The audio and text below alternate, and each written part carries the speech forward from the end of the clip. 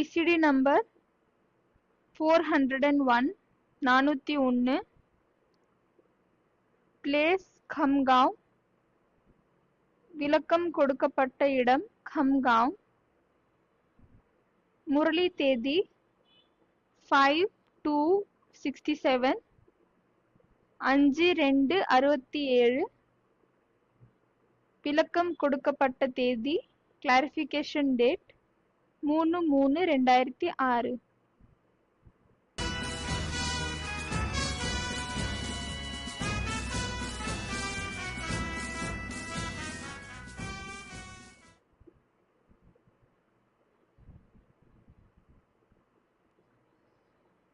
पाँच फरवरी सन 1967 की वाणी चल रही थी प्रातः क्लास।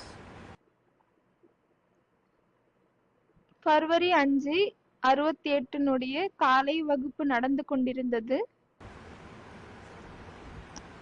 पहले पेज के मध्यांत में बात चल रही थी अभी முதல் பேஜின் நடுவில் விஷயம் ஓடிக்கொண்டிருந்தது. तुम बच्चों को ये निश्चय हुआ है कि राजा ही देने वाला बाप है। குழந்தைகளான உங்களுக்கு இந்த நிச்சயம் ஏற்பட்டிருக்கு, ராஜாங்கத்தை கொடுக்கக்கூடியவர் ஒரு தந்தை ஆவார். और गधाई देने वाला रावण है। மற்றும் கழுதை தன்மையை கொடுக்கக்கூடியவன் ராவன் ஆவான்.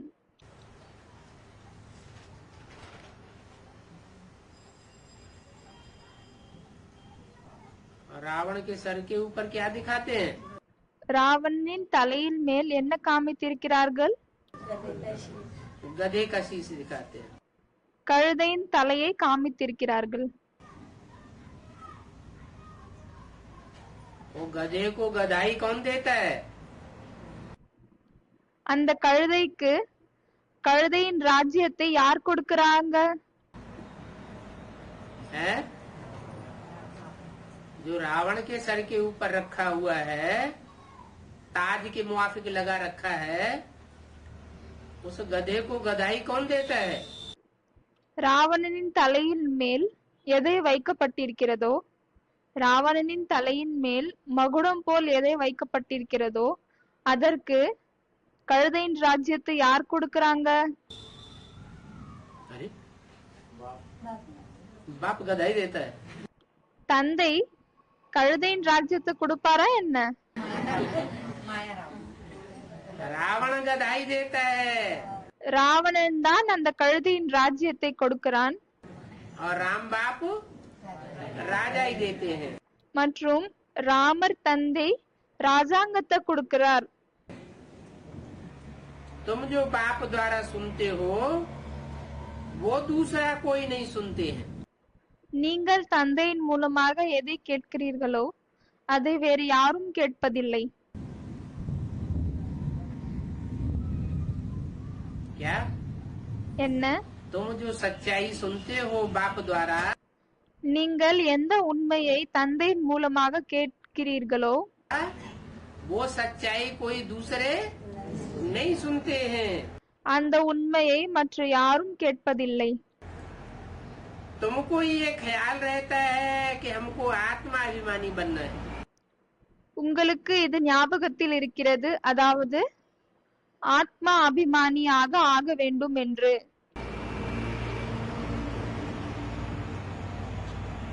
दुनिया में कोई भी साधु संत ऋषि मुनि आदि உலகத்தில் எந்த ஒரு சாது சந்தர்கள் துறவிகள் முனிகள் யாருமே ऐसे नहीं है जो देही अभिमानी बनाई सके। இது போல இல்லை. யாரு தேகி அபிமானியாக ஆக்குவார்களோ அது போல இந்த ரிஷிகள் முனிகள் சாது சந்தர்கள் யாரும் இல்லை. किसी को पता ही नहीं है। யாருக்கும் தெரியாத இது. देही अभिमानी किसको कहा जाता है? தேகி அபிமானி என்பது எதை சொல்லப்படும் என்று யாருக்கும் தெரியாது. ये भी गायन है। இது கூட பாடப்பட்டுள்ளது. हीरे जैसा जन्मामूलक, வைரம் போல இந்த வாழ்க்கை ரொம்ப மகிப்பு வாய்ந்ததாகும். कहाँ का गायन है? இது எங்கத்துக்காக பாடப்படுகிறது? संगम युग में சங்கம் யுகத்தில் हीरे जैसा जन्म अमोलक, வைரம் போல வாழ்க்கை ரொம்ப வேல்யூபிள் மகத்துவம் வாய்ந்ததாகும். फिर आगे क्या है? फिर ये भी है பிறகு முன்னால் என்ன ஆகிறது? कि अगर श्रीमत के बरखिलाफ चलते हैं तो हीरे जैसा जन्म अमोलक कौड़ी बदले जाता है. பிறகு இது கூட நடக்கிறது. அதாவது ஒருவேளை ஸ்ரீமத்துக்கு விபரீதமாக நடக்கிறோம் என்றால் அந்த வைரம் போல வாழ்க்கை கவுடி மாறி ஆகுகிறது.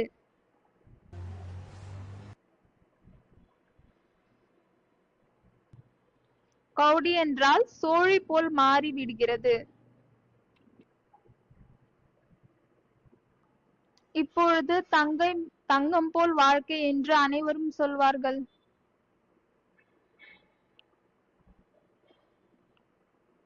வைரம் போல் வாழ்க்கை என்று அனைவரும் சொல்வார்கள். लक्ष्मी नारायण का है, இந்த லக்ஷ்மி நாராயணனின் ஆகும். क्योंकि यही हीरो पार्टधारी है. ஏனென்றால் இவர்கள்தான் ஹீரோ பாட்தாரி ஆவார்கள். लेकिन इनको भी इतना ऊंच जन्म कोई ने तो दिया होगा ना.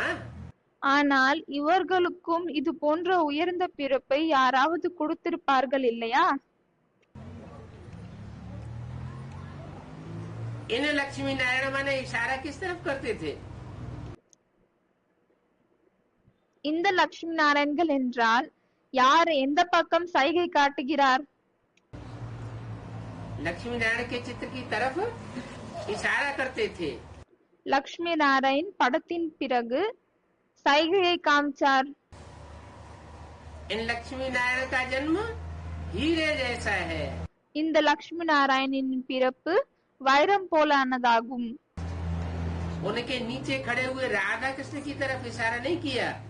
அவர்களின் கீழ் நின்று கொண்டிருக்கும் அந்த ராதா கிருஷ்ணரிடம் அந்த சைகையை காட்டவில்லை. किसकी तरफ इशारा किया?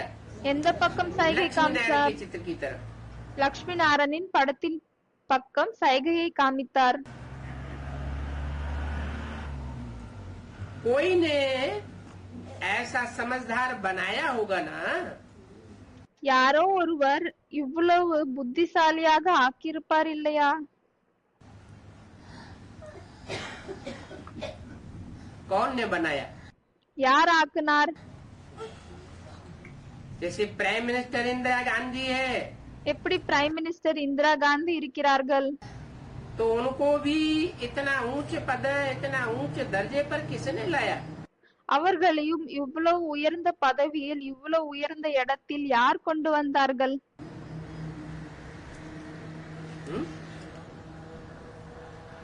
वो हद की इंदिरा गांधी थी. அவர் எல்லைக்குட்பட்ட இந்திரா காந்தியாக இருந்தாங்க. और यहाँ ब्राह्मणों की दुनिया में वेद की इंदिरा गांधी. இங்க பிராமண உலகத்தில் எல்லைக்கு அப்பாற்பட்ட இந்திரா காந்தி कौन है? யாராவார்? है? अरे उसको भी बाप ने इतना ऊंच पद दिलाया. அரே, அவர்களுக்கும் தந்தை இவ்வளவு உயர்ந்த பதவியை கொடுத்தார். हद की इंदिरा गांधी को. எல்லைக்கு உட்பட்ட இந்திரா காந்திக்கு. और यहाँ भी वेद की इंदिरा गांधी को इतना ऊंच पद किसने दिलाया? மற்றும் இங்கேயும் எல்லைக்கு அப்பாற்பட்ட இந்திரா காந்திக்கு இவ்வளவு உயர்ந்த பதவியை யார் கொடுத்தாங்க? जो वर्ल्ड मदर बन करके बैठ गई. அதன் மூலமாக அவங்க உலகத்துக்கே தாயாக உட்கார்ந்திருக்கிறார்கள். बाप का टाइटल है सर्वशक्तिवान. தந்தையின் டைட்டில் சர்வ சக்திவான் ஆகும். और उसके मुकाबले फिर किसका सर्वशक्तिवान टाइटल है? பிறகு அதற்கு எடையாக சர்வ சக்திவான் என்ற டைட்டில் யாருதாகும்? बाप का जैसे सर्वशक्तिमान टाइटल है वैसे और भी किसी का है। எப்படி தந்தைக்கு சர்வசக்திவான் என்ற டைட்டில் இருக்கிறதோ அது போன்ற டைட்டில் வேற யாராவது இருக்குதா? माया बेटी का भी सर्वशक्तिमान टाइटल है। மாயை குழந்தைக்கும் சர்வசக்திவான் என்ற டைட்டில் இருக்கிறது. इतना ऊंच पद किसने दिलवाया? இவ்வளவு உயர்ந்த பதவி யார் கொடுத்தாங்க? बाप ने दिलवाया। தந்தை தான் அடைய வைத்தார். क्यों? ஏன்? बड़ी बेटी कैसे बन गई? யாரோ சொல்றாங்க பெரிய குழந்தைன்னு. பாபா கேக்குறாரு அவங்க பெரிய குழந்தையாக எப்படி ஆயிட்டாங்க? लाडली बेटी कैसे बन गई? அன்பான செல்லமான குழந்தையாக எப்படி ஆயிட்டாங்க? हाँ, யாரோ சொன்னாங்க தந்தைக்கு ஹெல்ப்ஃபுல்லா உதவி செஞ்சாங்க அதனாலதான் இப்படி ஆயிட்டாங்க. அதுக்கு பாபா சொல்றாரு ஆமா, क्योंकि माया ऐसी बेटी है बाप की ஏனென்றால் மாயா இது போன்ற குழந்தையாகும் தந்தையின், जो पहले पहले मन बुद्धि से सरेंडर होती है। யார் முதல்ல மனம் புத்தி மூலமாக சரண்டர் ஆகிறாள். इसलिए वो बड़ी बन गई। அதனாலதான் அவங்க பெரியவங்களாயிட்டாங்க. जैसे बाप का टाइटल वैसे माया बेटी का भी टाइटल। எப்படி தந்தையினுடைய டைட்டில் இருக்குதோ அதே போல்தான் மாயை குழந்தையின் டைட்டில் இருக்கிறது.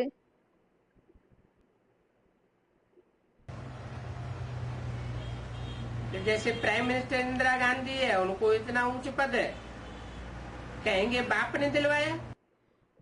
எனவே எப்படி பிரைம் மினிஸ்டர் இந்திரா காந்தி இருக்கிறாங்க அப்போ அவங்களுக்கு உயர்ந்த பதவி தந்தை தான் கொடுத்தார் என்று சொல்லப்படும்.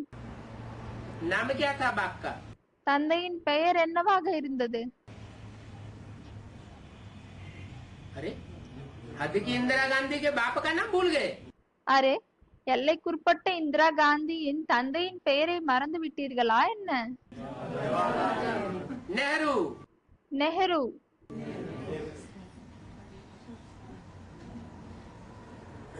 काहे का रूह?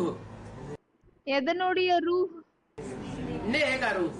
நேஹகா ரூஹ், அதாவது நேஹ அதனுடைய ரூஹ் என்றால் ஸ்பிரிட். नेह माना प्यार, நேஹ என்றால் அன்பு, प्यार की रूह, इस அன்பின் ரூஹ், அன்பின் ஆத்மா. स्नेह की रूह।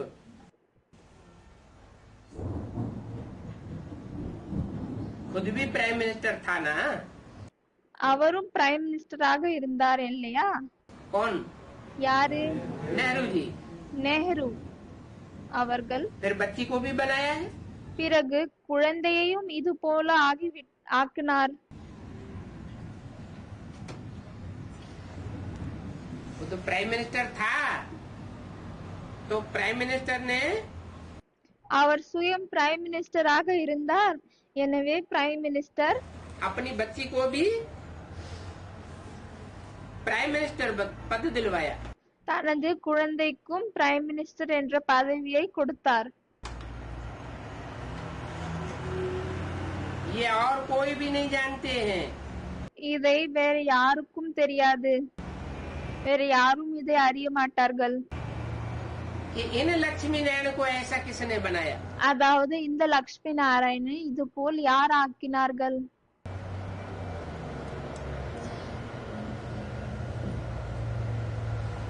अरे அரே, किसने बनाया? யார் அவர்களை இது போல ஆக்கினார்கள்? इन लक्ष्मी नारायण उनको इंदिरा गांधी को तो प्राइम मिनिस्टर नेहरू जी ने बनाया। இந்திரா காந்தியை பிரைம் மினிஸ்டராக நெஹ்ரு ஆக்கினார். और इन लक्ष्मी नारायण को किसने बनाया? பிறகு இந்த லக்ஷ்மி நாராயணனை யார் ஆக்கினார்கள்? कोई नहीं जानते होंगे तुम्हारे सिवाय। உங்களை தவிர இது யாருக்கும் தெரியாது, யாரும் அறிய மாட்டார்கள். और तुम्हारे में भी नंबरवार समझते हैं। பிறகு உங்கள கூட நம்பர்வார் வரிசைகரமாக இதை புரிஞ்சுக்கிறார்கள். नहीं तो ऐसे बाप को बहुत प्यार से याद करें। இல்லையானால் இது போன்ற தந்தையை மிகவும் அன்பாக நினைவு செய்யணும். बाप जिनको सारी दुनिया याद करती है, தந்தை யாரை முழு உலகமும் நினைவு செய்கிறதோ, जो सारी आत्माओं का बाप है, யார் அனைத்து ஆத்மாக்களின் தந்தை ஆவாரோ, जो हमको ऐसा बनाते हैं, யார் நம்மளை இது போல अगर ஆக்குறாரோ, बाप की मत पर चलते रहेंगे ஒருவேளை தந்தையின் வழிப்படி நடந்து கொண்டே இருந்தால் तो हीरे जैसा बनेंगे। பிறகு வைரம் போல் ஆவோம். हीरे को रखने की डिब्बी देखो कैसी चीज है। வைரத்தை வைக்கக்கூடிய அந்த பெட்டி பாருங்கள் எப்படி இருக்குது. हीरे को बहुत संभाल से डिब्बी के अंदर रखा जाता है, வைரத்தை ரொம்ப பாதுகாப்பாக பெட்டிக்குள் வைக்கிறார்கள். और शिव बाबा की ये डिब्बी देखो कैसी है। பிறகு சிவ பாபாவின் இந்த டப்பாவை பாருங்க எப்படி இருக்கு. ये तो बहुत एक्सपेंसिव है, இது மிகவும் காஸ்ட்லியானதாகும், விலை உயர்ந்ததாகும். कौन யாரு कौन है डिब्बी? யார் இந்த டப்பா?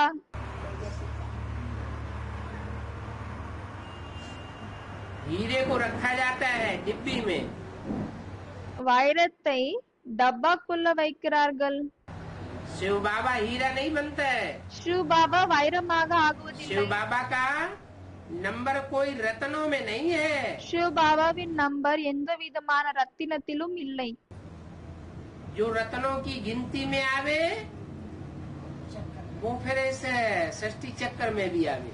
யாரு இந்த ரத்தினங்களின் எண்ணிக்கையில் வருகிறாங்களோ அவர்கள் பிறகு இந்த உலகத்தின் சக்கரத்திலும் வர வேண்டியதாக இருக்கும்.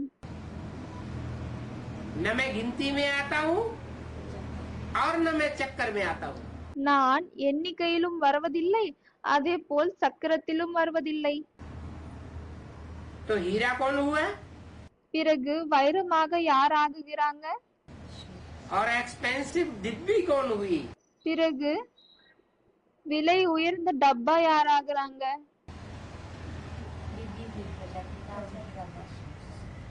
ये डिब्बी ही ऐसी चीज है जिसमें हीरा रखा जाता है।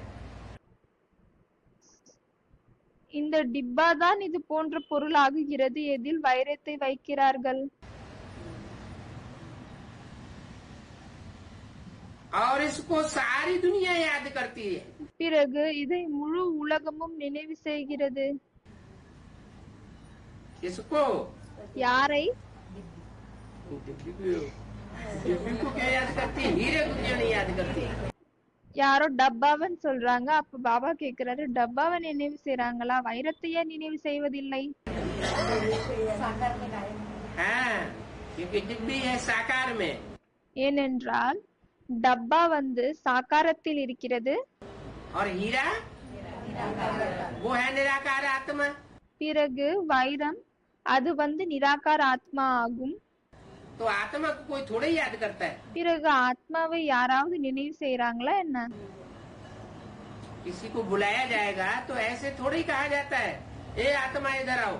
யாரையாவது கூப்பிடும் பொழுது இப்படி சொல்லப்படுவதில்லை இல்லையா? ஏ ஆத்மா இங்க வாங்க, அப்படி சொல்வதில்லை. उसका जो रूप है அவரது என்ன ரூபம் இருக்கிறதோ वो याद आता है, அதுதான் நினைவுக்கு उसका வருது, नाम याद आता है। அந்த பெயர் ஞாபகத்துக்கு வருது. तो ये ऐसी चीज है जिनको सारी दुनिया याद करती है।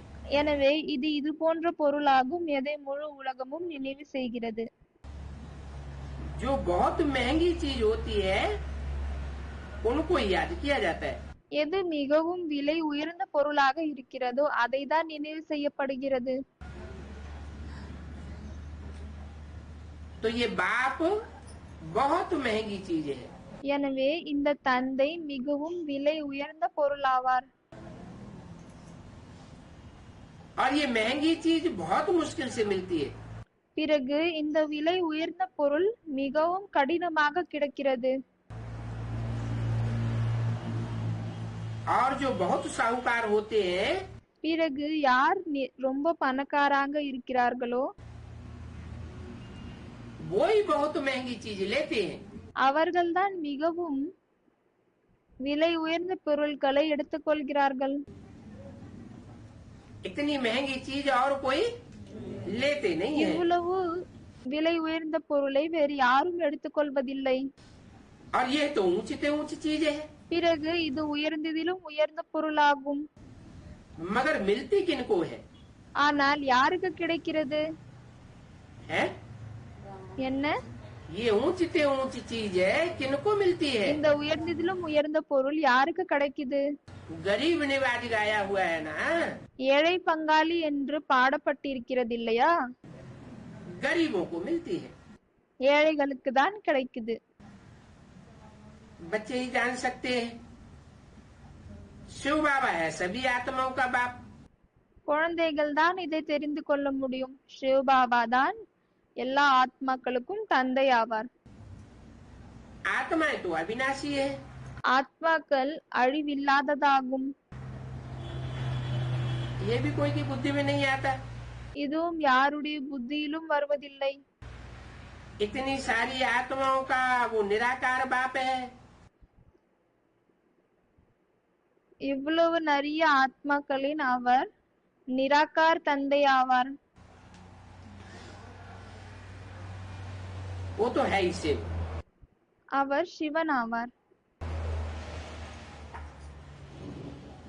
बाकी तो सब शालिग्राम हैं. மற்றவர்கள் அனைவரும் சாலிகிராமம் ஆவார்கள். और बाप ही बैठ करके अपना परिचय देते हैं. பிறகு தந்தை தான் அமர்ந்து தனது அறிமுகத்தை கொடுக்கிறார்.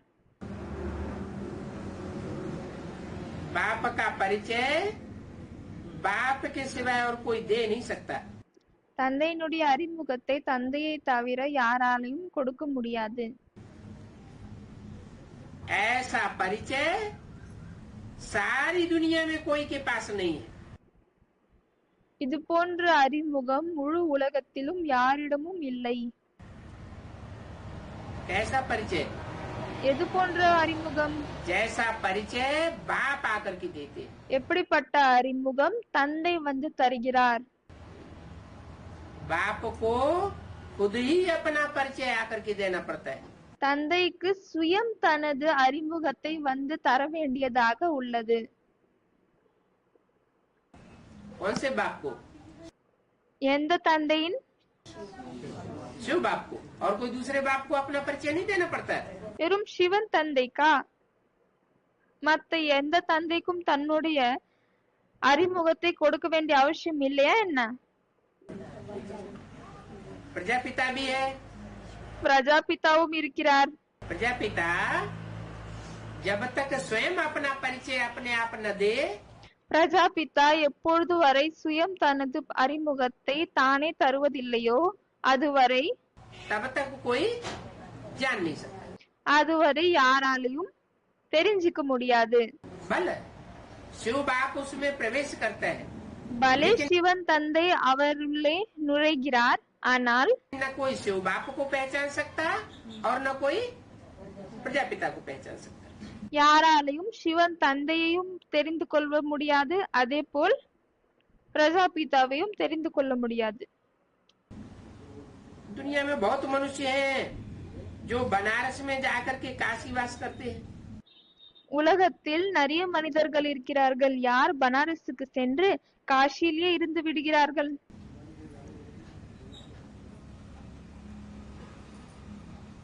क्यों? ஏன்? ये बात क्यों प्रसिद्ध है? இந்த விஷயம் ஏன் பிரசித்தமாக இருக்கிறது? कि काशी में जाकर के वास करेंगे, वहाँ मृत्यु होगी तो स्वर्ग में जाएंगे.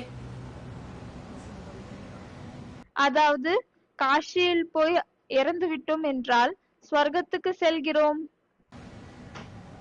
मैहर में जाकर ही निवास करेंगे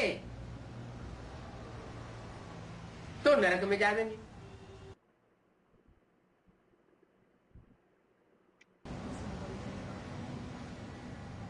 मगहर में जाकर ही निवास करेंगे तो नरक में जाएंगे। மெகரில் போய் இருந்தால் நரகத்துக்கு போகிறோம்.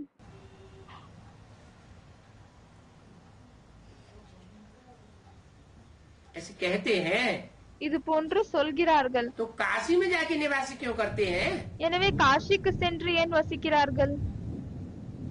कहते हैं जब हम मरेंगे तो स्वर्ग में जाएंगे। சொல்கிறார்கள் मरने से எப்பொழுது இறக்கிறோமோ அப்பொழுது ஸ்வர்க்கத்துக்கு செல்கிறோம். पहले तो कोई स्वर्ग में जाता नहीं है। இறப்பதற்கு முன்னால் யாரும் ஸ்வர்க்கத்துக்கு போவதில்லை. तो वो तो हद के मरने की बात ले लेते हैं। எனவே அது எல்லைக்குட்பட்ட மரணத்தின் விஷயத்தை எடுத்துக்கொள்கிறார்கள். है कौन से मरने की बात? இது எந்த இறப்பின் விஷயமாகும்? इस देह और देह की दुनिया के जो भी संबंध हैं, இந்த உடல் மற்றும் உடலின் உலகத்தின் எந்த சம்பந்தங்கள் இருக்கிறார்களோ, जो भी पदार्थ है, எந்த பொருட்கள் எல்லாம் இருக்கிறதோ, इनसे जो जीते जी मरते हैं, இதிலிருந்து யார் உயிர் வாழ்ந்து இறக்கிறார்களோ वो ही स्वर्ग में जाते हैं। அவர்கள்தான் ஸ்வர்க்கத்துக்கு செல்கிறார்கள்.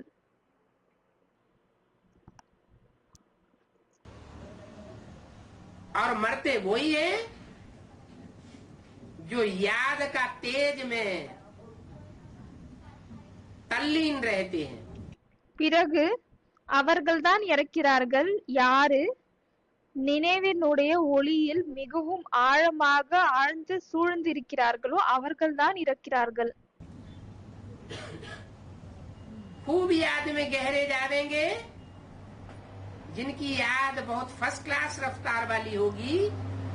ரொம்ப நினைவின் ஆழத்தில் செல்கிறார்கள் யாருடைய நினைவு ஃபர்ஸ்ட் கிளாஸ் வேகத்தை அடைந்ததாக இருக்கிறதோ वो ही जीते जी स्वर्ग में जाएंगे। அவர்கள்தான் உயிர் இருக்கும் பொழுதே ஸ்வர்க்கத்தில் செல்கிறார்கள். दुनिया में बहुत मनुष्य हैं உலகத்தில் நிறைய மனிதர்கள் இருக்கிறார்கள் जो काशी वास करते हैं, யாரு காசியில் சென்று क्योंकि वो வசிக்கிறார்கள் समझते हैं शिव के पास जाने से हम मुक्ति में जाएंगे। ஏனென்றால் அவர் புரிந்து கொள்கிறார்கள் அதாவது சிவனிடம் சென்று இருந்தால் நாம் முக்திக்கு செல்கிறோம். काशी से और शिव से क्या कनेक्शन है? காசிக்கும் சிவனுக்கும் என்ன கனெக்ஷன் இருக்கிறது? कहते हैं शिव काशी, சிவகாசி என்று சொல்கிறார்கள். शिव कहाँ का वासी? कहते हैं शिव काशी में रहते हैं। சிவன் எங்க வசிக்கிறார்? சொல்கிறார்கள் சிவன் காசியில் இருக்கிறார் என்று. तो यादगार कहाँ की होगी? அப்போ நினைவார்த்தம் எங்கத்துக்கான நினைவார்த்தமாகும்? जरूर संगम युग में कोई नगरी होगी चैतन्य, கண்டிப்பாக சங்கம் யுகத்தில் அது போன்ற நகரி சைத்தன்யத்தில் இருக்க வேண்டும். जिस चैतन्य नगरी में शिव जो साकार रूप में सृष्टि पर आता है, उस साकार रूपधारी ने उस சிவன் யார் சாக்கார ரூபத்தில் இந்த உலகத்தில் வருகிறாரோ அந்த சாக்கார ரூபம் काशी में निवास किया होगा। காசியில் இருந்திருப்பார். तो कहते हैं शिव काशी, எனவே சொல்கிறார்கள் சிவகாசி என்று. कहते हैं शिव के पास जाने से मुक्ति मिलेगी, मुक्ति में जाएंगे। சொல்கிறார்கள் சிவனிடம் சென்றால் முக்தி கிடைக்கும் என்று, முக்தியை நோக்கி செல்வோம் என்று. वहाँ बहुत साधु संत जाकर के बैठते हैं। அங்கு நிறைய சாது சந்தர்கள் சென்று அமர்கிறார்கள். कहाँ? எங்கு? काशी में। காசியில். उनकी डिपार्टमेंट ही अलग होती है। அவர்களின் டிபார்ட்மெண்டே தனியாக இருக்கிறது. समझते हैं शिव के पास बैठने से हम मुक्ति में जाएंगे। சிவனிடம் அமர்ந்தால் நாம் முக்தியை அடைவோம் என்று புரிந்து கொள்கிறார்கள். अब ऐसे तो हो नहीं सकता। कैसे? இப்பொழுது இது போல நடக்காது. எது நடக்காது? कि शिव के पास जाकर के कोई बैठ जाए அதாவது சிவனிடமே சென்று யாராவது அமர்ந்து விடணும், तो मुक्ति में चला जाएगा। பிறகு அவன் முக்தியை நோக்கி சென்று விடுவான். याद बिल्कुल न करे, யாத் செய்யாமலும் அவன் முக்தியை நோக்கி बाहर की செல்வான். दुनिया को याद करता रहे और जाकर के सरेंडर हो जाए जहाँ। வெளி உலகத்தை நினைத்து கொண்டே இருக்கணும் மற்றும் போய் சரண்டர் ஆகி விடுகிறார்கள். शिव बाप रहते हो எங்க சிவ பாபா இருக்கிறார்களோ அங்கு சரண்டர் ஆகி விடுகிறார்கள். तो याद नहीं करेगा, बुद्धि बाहर की दुनिया में रहेगी। எனவே நினைவு செய்ய மாட்டார்கள். புத்தி வெளி உலகத்தில் இருக்கிறது என்றால் तो मुक्ति मिल जाएगी, முக்தி கிடைத்திடுமா तो என்ன? मुक्ति नहीं मिल सकती। எனவே முக்தி கிடைக்காது. पतित पावन मुक्ति जीवन मुक्ति दाता को बुलाते हैं ना, பத்தித்து பாவன் முக்தி ஜீவன் முக்தியை தரக்கூடியவரை அழைக்கிறார்கள் இல்லையா? तो जरूर उनको आना पड़े। எனவே கண்டிப்பாக அவருக்கு வர வேண்டியதாக இருக்கிறது. परंतु वहाँ तो वो है जिसकी प्रतिमा रखी हुई है। ஆனால் அங்கே அவர் இருக்கிறார், யாரின் சிலை வைக்கப்பட்டிருக்கிறதோ அவர் இருக்கிறார். कहाँ? எங்கு? स्थूल काशी, जो स्थूल काशी है वहाँ तो शिव की प्रतिमा रखी हुई है। ஸ்தூலமான காஷியில் சிவனுடைய சிலையை வைத்திருக்கிறார்கள். खुद तो नहीं है ना, ஆனால் அவர் சுயம் இல்லை तो இல்லையா? बात कहाँ की है? எனவே இது எங்கத்துக்கான விஷயமாகும். यहाँ संगम युग में जब बाप आते हैं तो वो जो चैतन्य काशी नगरी है, उस काशी नगरी में जाकर के जो वास करते हैं, எனவே இங்க சங்கம் யுகத்தில் எப்பொழுது தந்தை வருகிறாரோ அப்பொழுது அந்த காஷி சைத்தன்ய காஷி நகரில் யார் யார் போய் வசிக்கிறார்களோ वो बाप के नजदीक रहने के लिए जाकर वास करते हैं। அவர்கள் தந்தைக்கு அருகில் இருக்கிறதுக்காக போய் வசிக்கிறார்கள். तो जरूर बाप को आना पड़े। कहाँ? எனவே கண்டிப்பாக தந்தைக்கு வர வேண்டியதாக இருக்கு. எங்கு? आना पड़े। எங்கு வர வேண்டியதாக இருக்கிறது? मुक्ति तो खुद शिव बाबा ही देंगे ना। முக்தி சுயம் சிவபாபா தான் தருவார் இல்லையா? प्रतिमा मुक्ति कैसे देगी? ஒரு சிலையால் எப்படி முக்தியை தர முடியும்? कृष्ण तो राज्य करते थे, கிருஷ்ணர் ராஜ்யத்தை செய்து கொண்டிருந்தார்.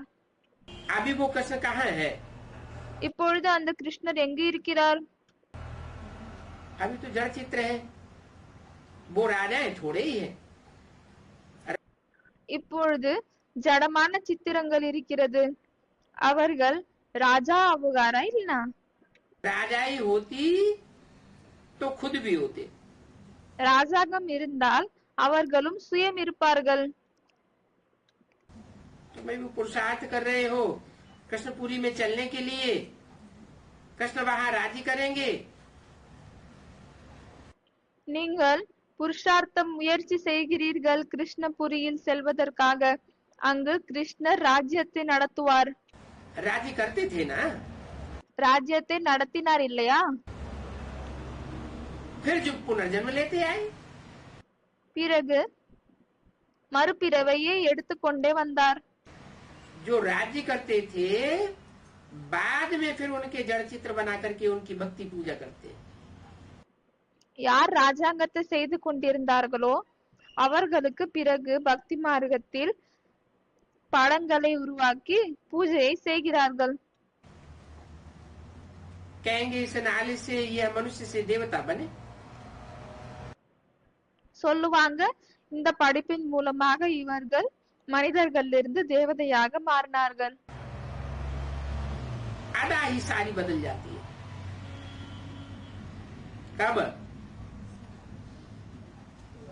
जब मनुष्य से देवता बनकर के राज्य करते हैं तो उनकी अदा ही सारी बदल जाती है। நடத்தையே முழுமையாக மாறிவிடுகிறது.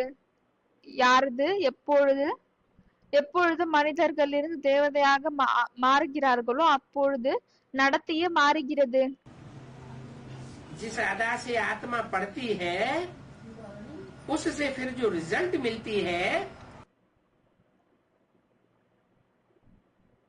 எந்த நம்பிக்கையின் மூலமாக ஆத்மா படிக்கிறதோ பிறகு எதன் மூலமாக ரிசல்ட் வெளியே வருகிறதோ तो सारी अदा बदल जाती है।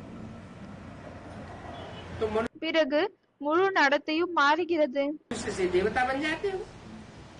மனிதர்களிலிருந்து தேவதைகளாக ஆகுகிறீர்கள்। दूसरा शरीर लेकर के प्रारब्ध भोगते हो। இன்னொரு உடலை எடுத்து அந்த பிராரப்தத்தை நீங்கள் அடைகிறீர்கள், அனுபவிக்கிறீர்கள், ஆஸ்தியை அனுபவிக்கிறீர்கள்। तो देखो मृत्युलोक में है पुरुषार्थ। எனவே பாருங்கள், இந்த மரண உலகத்தில் புருஷார்த்தம் முயற்சி இருக்கிறது। और अमर लोक में है प्रारब्ध। பிறகு அமர உலகத்தில் ஆஸ்தி இருக்கிறது। क्या नाम दिया गया है इसको? जहाँ हम अभी रहते हैं இப்பொழுது நாம் எங்கே இருக்கிறோமோ அதற்கு என்ன பெயரை கொடுத்திருக்கிறாங்க? पुरुषार्थ करते हैं, उसका नाम क्या दिया? புருஷார்த்தத்தை செய்கிறோமோ அந்த உலகத்தின் எந்த பெயரை கொடுத்திருக்காங்க? मृत्युलोक। மரண உலகம்। क्यों? ஏன்? क्या हमारी यहाँ मृत्यु हो रही है? ஏன் நமது இங்கு மரணம் ஏற்படுகிறதா என்ன? है? मृत्यु नहीं होती। மரணம் ஏற்படுவதில்லையா? एक होती है हद की मृत्यु और एक होती है बेहद की मृत्यु। ஒன்னு எல்லைக்குட்பட்ட மரணமாகும், இன்னொன்னு எல்லைக்கு அப்பாற்பட்ட மரணமாகும்। हद की मृत्यु बाप का बच्चा बना, निश्चय बैठा, जैसे जन्म हुआ। எல்லைக்குட்பட்ட மரணம் தந்தையினுடைய ஞானத்தை கேட்டாங்க, நிச்சயம் உட்கார்ந்துச்சு அப்படின்னா குழந்தை பிறந்த போல் ஆகிறது। और बाप के ऊपर से निश्चय हट गया, अनिश्चय बुद्धि बना, जैसे मृत्यु हो गई। தந்தையின் மேல் இருந்து நிச்சயம் வந்து விலகுகிறது, அனிச்சயம் வருகிறது, அப்பொழுது இறந்த போல் ஆகுகிறது।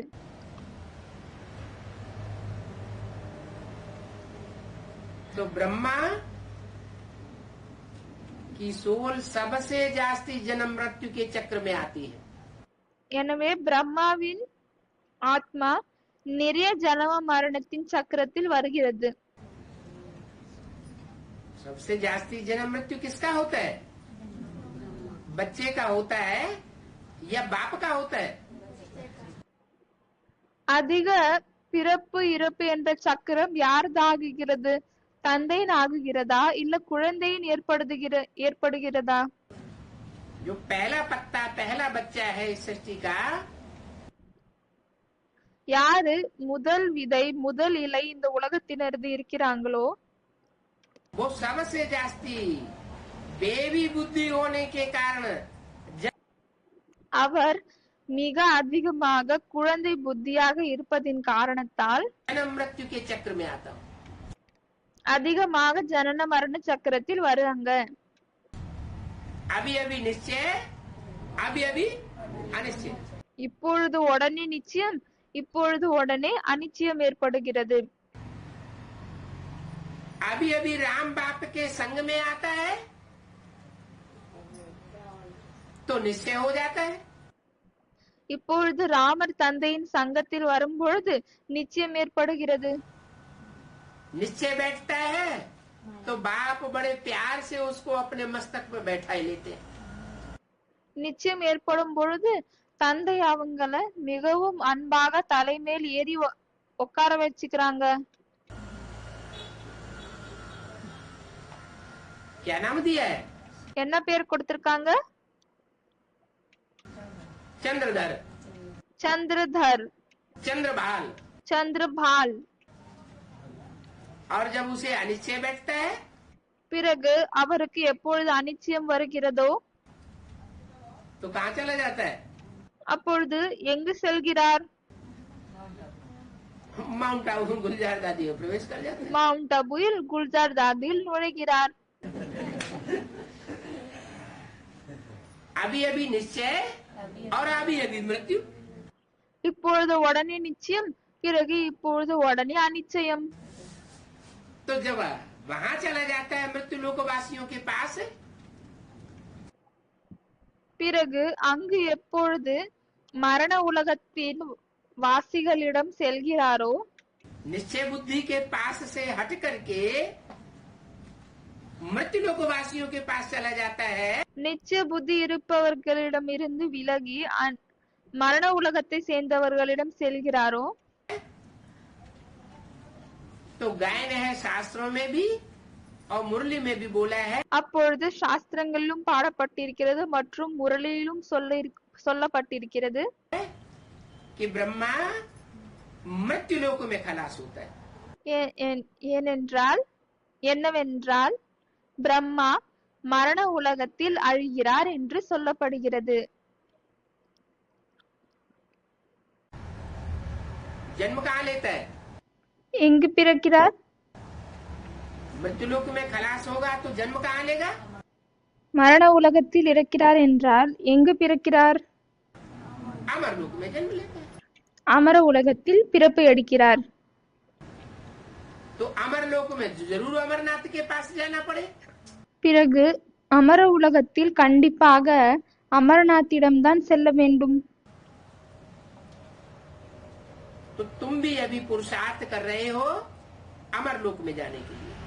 பிறகு நீங்களும் இப்பொழுது அமரலோகத்தில் போவதற்காக முயற்சியை செய்கிறீர்கள். अभी कौन से लोक में हो? இப்பொழுது எந்த உலகத்தில் இருக்கிறீர்கள்? मृत्यु लोक में हो। மரண உலகத்தில் இருக்கிறீர்கள். तो यहाँ पुरुषार्थ कर रहे हो। பிறகு இங்கு புருஷார்த் முயற்சியை செய்கிறீர்கள். पुरुषार्थ माना? புருஷார்த் என்றால் पुरुष माना आत्मा, புருஷ் என்றால் ஆத்மா, अर्थ माना लिए। அர்த் என்றால் காக, ஆத்மாவிற்காக. जो कुछ भी कर रहे हो तुम आत्मा के कल्याण के लिए कर रहे हो। நீங்க எதெல்லாம் செய்கிறீர்களோ அது எல்லாம் ஆத்மாவிற்கல் நன்மைக்காக செய்கிறீர்கள். और मृत्यु लोक में कर रहे हो।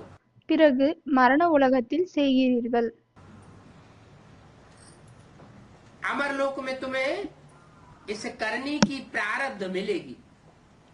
அமர உலகத்தில் உங்களுக்கு இந்த கர்மங்களின் பிராரப்தம் கிடைக்கும், பலன் கிடைக்கும். यहाँ ये प्रारब्ध नहीं मिलती है। இங்கே இந்த பலன்கள் கிடைக்காது. कहाँ मिलती है? எங்கே கிடைக்கிறது? अमर लोक में। அமர உலகத்தில். यह तो सिवाय इस संगम युग के और कहीं भी नहीं हो सकता। இது இந்த சங்கம் யுகத்தை தவிர வேற எங்கேயும் இருக்க முடியாது. क्या? எது? कि आत्मा पुरुषार्थ करे मृत्यु लोक में और प्रारब्ध पाए अमर लोक में। என்னவென்றால் ஆத்மா இந்த மரண உலகத்தில் முயற்சி செய்கிறது மற்றும் அதனுடைய பலன்களை அமர உலகத்தில் எடுத்துக்கொள்கிறது. एक जन्म में पुरुषार्थ, दूसरे जन्म में उसकी प्रारब्ध मिलती है।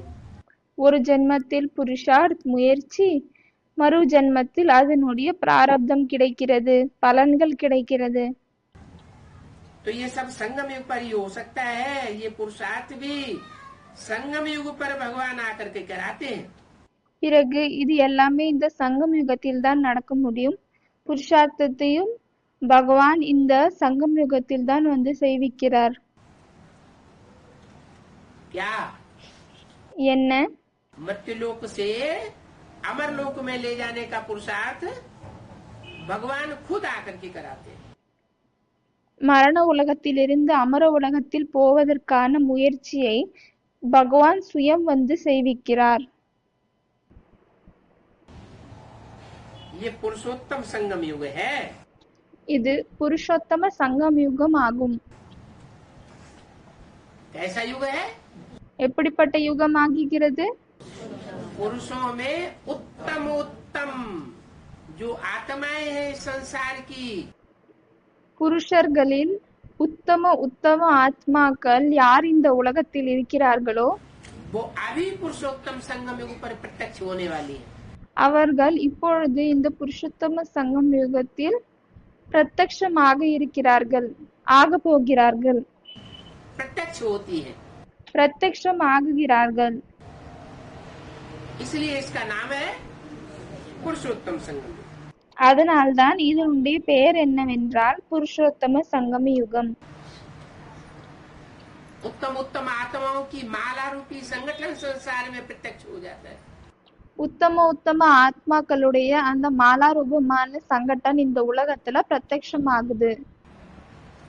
इतना प्रत्यक्ष होता है कि हर धर्म की आत्माएं இவ்வளவு பிரத்யக்ஷமாகுது எப்படின்னா எல்லா தர்மத்தினுடைய ஆத்மாக்கள் उन उत्तम उत्तम आत्माओं को सिमरण माला के रूप में करती है।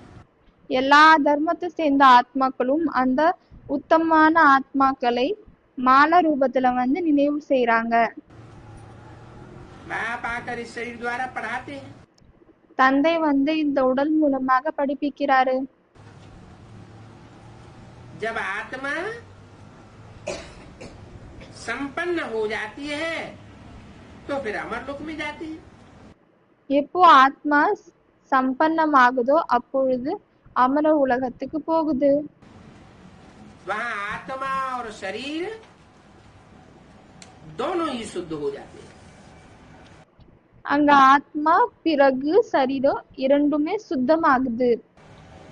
क्या यहाँ मृत्युलोक में आत्मा भी पतित और என்ன இப்போ இந்த மரண உலகத்துல ஆத்மா ரொம்ப பத்தித்தமாக இருக்கிறது மற்றும் இந்த உடல் शरीर भी पतित। இதுவும் பத்தித்தமாகும். 5 फरवरी 67 की वाणी का दूसरा पेज। ये संगम युग 5 फरवरी 68 வாணியினுடைய 2வது பக்கம். नामी ग्रामी है। இந்த சங்கம் யுகம் மிகவும் பேர் பெற்றதாகும். ये है आस्पीशियस युग। இது ஆஸ்பீசியஸ் யுகமாகும். ये भी बच्चे समझते हैं और जो भी युग है उनमें गिरती कलाई होती है।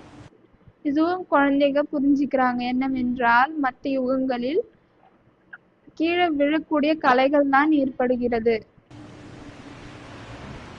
चाहे वो सतयुग हो, चाहे त्रेता, चाहे द्वापर, सब में गिरती कला। அது சத்தியுகமாக இருந்தாலும் சரி, திரேதாவாக இருந்தாலும் சரி, துவாபர யுகமாக இருந்தாலும் சரி, எல்லாத்துலயும் கீழே விழக்கூடிய அந்த கலைகள் தான் ஏற்படுகிறது. सिर्फ इनको ही आस्पीशियस युग कहा जाता है। வெறும் இவங்களதான் ஆஸ்பீஷியஸ் யுகம் என்று சொல்லப்படுகிறது. इनको संगम युग को। எந்த யுகத்தை? இந்த சங்கம் யுகத்தை. क्योंकि कलाएं कम नहीं होती है। ஏனென்றால் கலைகள் கம்மியாகாது, बढ़ती जाती है। அதிகமாகிக் கொண்டே செல்கிறது. आत्मा में ज्ञान बढ़ता जाता है, याद की प्रैक्टिस बढ़ती जाती है। ஆத்மால ஞானம் அதிகமாகினே போகுது, அதே போல நினைவினுடைய பிராக்டிஸும் அதிகமாகினே போகுது. चढ़ती कला तुम्हारी अभी इस संगम युग पर होती है। உங்களுடைய ஏறும் கிளை இப்பொழுது இந்த சங்கம் யுகத்தில் ஏற்படுகிறது. ये सब धारण करना है இது அனைத்தையும் இப்பொழுது தாரணை செய்ய வேண்டும் और बाप को याद करना है। மற்றும் தந்தையை நினைவு செய்ய வேண்டும். सारी शिक्षा का मूल तंत्र है क्या? முழு படிப்பினுடைய முக்கியமான சாரம் என்ன? बाप को याद करना। தந்தையை நினைவு செய்வது. फिर सारी शिक्षा अभी मिली या नहीं मिली? मिली तो मूल तंत्र में टिक जाना चाहिए। பிறகு இப்பொழுது முழு படிப்பும் கிடைத்து விட்டதா இல்லையா? கிடைத்து விட்டது என்றால் அந்த முக்கியமான சாரத்திலேயே வந்து நம்ம நிலைஞ்சி இருக்க வேண்டும். है फिर निश्चय अनिश्चय का चक्र तो नहीं चलना चाहिए। चलता है या नहीं चलता है? चलता तो है। பிறகு இந்த நிச்சயம் அனிச்சயம் என்ற சக்கரம் ஓடக்கூடாது. ஓடுகிறதா இல்லையா? ஓடுகிறது. जब तक निश्चय अनिश्चय का चक्र चलता है तब तक याद भी स्थायी ठहर नहीं सकती। எப்பொழுது வரையும் இந்த நிச்சயம் அனிச்சயம் என்ற சக்கரம் ஓடுகிறதோ அப்பொழுது வரையும் நினைவு கூட நிலையாக இருக்க முடியாது. अभी अभी निश्चय होता है तो याद ठहर जाती है, अभी अभी अनिश्चय हो जाता है तो याद उड़ जाती है। இப்பொழுது நிச்சயமாகும் பொழுது நினைவு நிலையாக இருக்கிறது. பிறகு அனிச்சயத்தில் வரும் பொழுது அந்த நினைவு ஓடி போகிறது. कोई तुमसे प्रश्न पूछते हैं तो बोलो ये प्रश्न आज तुम कुछ भी मत पूछो। யாராவது உங்களிடம் கேள்வி கேட்கும் பொழுது நீங்க சொல்லுங்கள், இந்த கேள்வி எல்லாம் எதுவுமே எங்க கிட்ட கேட்காதீங்க. क्यों? ஏன்? पहले एक बात समझो। முதலில் ஒரு விஷயத்தை புரிந்து கொள்ளுங்கள். क्या बात? என்ன விஷயம்? बाप कहते हैं कि मुझे याद करने से तुम पावन बनेंगे। தந்தை சொல்கிறார், என்னை நினைவு செய்யும் பொழுதுதான் நீங்கள் தூய்மையாகுகிறீர்கள், பாவனமாகுகிறீர்கள். तो फिर पहले पहले क्या बात पूछो? பிறகு முதலில் என்ன விஷயத்தை கேட்கணும்? है? अरे तुम और जो प्रश्न पूछते हो ये हमसे कुछ मत पूछो। நீங்க மத்த என்னென்ன கேள்விகள் எல்லாம் கேக்குறீங்களோ அது எதுவுமே கேட்காதீங்க. क्यों नहीं पूछो? ஏன் கேட்காதீங்க? क्योंकि बाप कहते हैं मुझे एक बाप को याद करने से तुम पावन बन जाओगे, ये बात पूछो। ஏனென்றால் தந்தை சொல்கிறார், என்னை ஒருவனை மட்டும் நினைவு செய்தால் நீங்கள் தூய்மையாகுகிறீர்கள். எனவே இந்த விஷயத்தை கேளுங்கள். तुम पावन बन जाओगे माना शरीर पावन बन जाओगे क्या? நீங்கள் பாவனமாகுகிறீர்கள், தூய்மையாகுகிறீர்கள் என்றால் இந்த சரீரம் என்ன தூய்மையாகுகிறதா? पहले तो आत्मा पावन बनेगी। आत्मा முதலில் ஆத்மா தூய்மையாகுகிறது. माना मन बुद्धि। ஆத்மா என்றால் மனம், புத்தி. तो बाप को जब पहचानेंगे जानेंगे பிறகு தந்தை எப்பொழுது தெரிந்து கொள்கிறீர்களோ, புரிந்து கொள்கிறீர்களோ, मानेंगे ஏற்றுக்கொள்கிறீர்களோ तब ही तो याद करेंगे। அப்பொழுதுதான் நினைவு செய்வீர்கள், இல்லையா? तो पहले पहले ये निश्चय पक्का कराए देना चाहिए। எனவே முதலில் இந்த நிச்சயத்தை பக்காவாக செய்ய வேண்டும். क्या? என்ன? उनसे निश्चय पत्र लिखवाए लेना चाहिए அவர்களிடம் நிச்சய பத்திரத்தை எழுதி வாங்கிக் கொள்ள வேண்டும். कि मुकर न जाए। पहले पहले ये याद का वशीकरण मंत्र है। இது முதலில் நினைவிற்கான வசீகரண மந்திரம் ஆகும். गुरु जब करते हैं तो मंत्र मिलता है ना।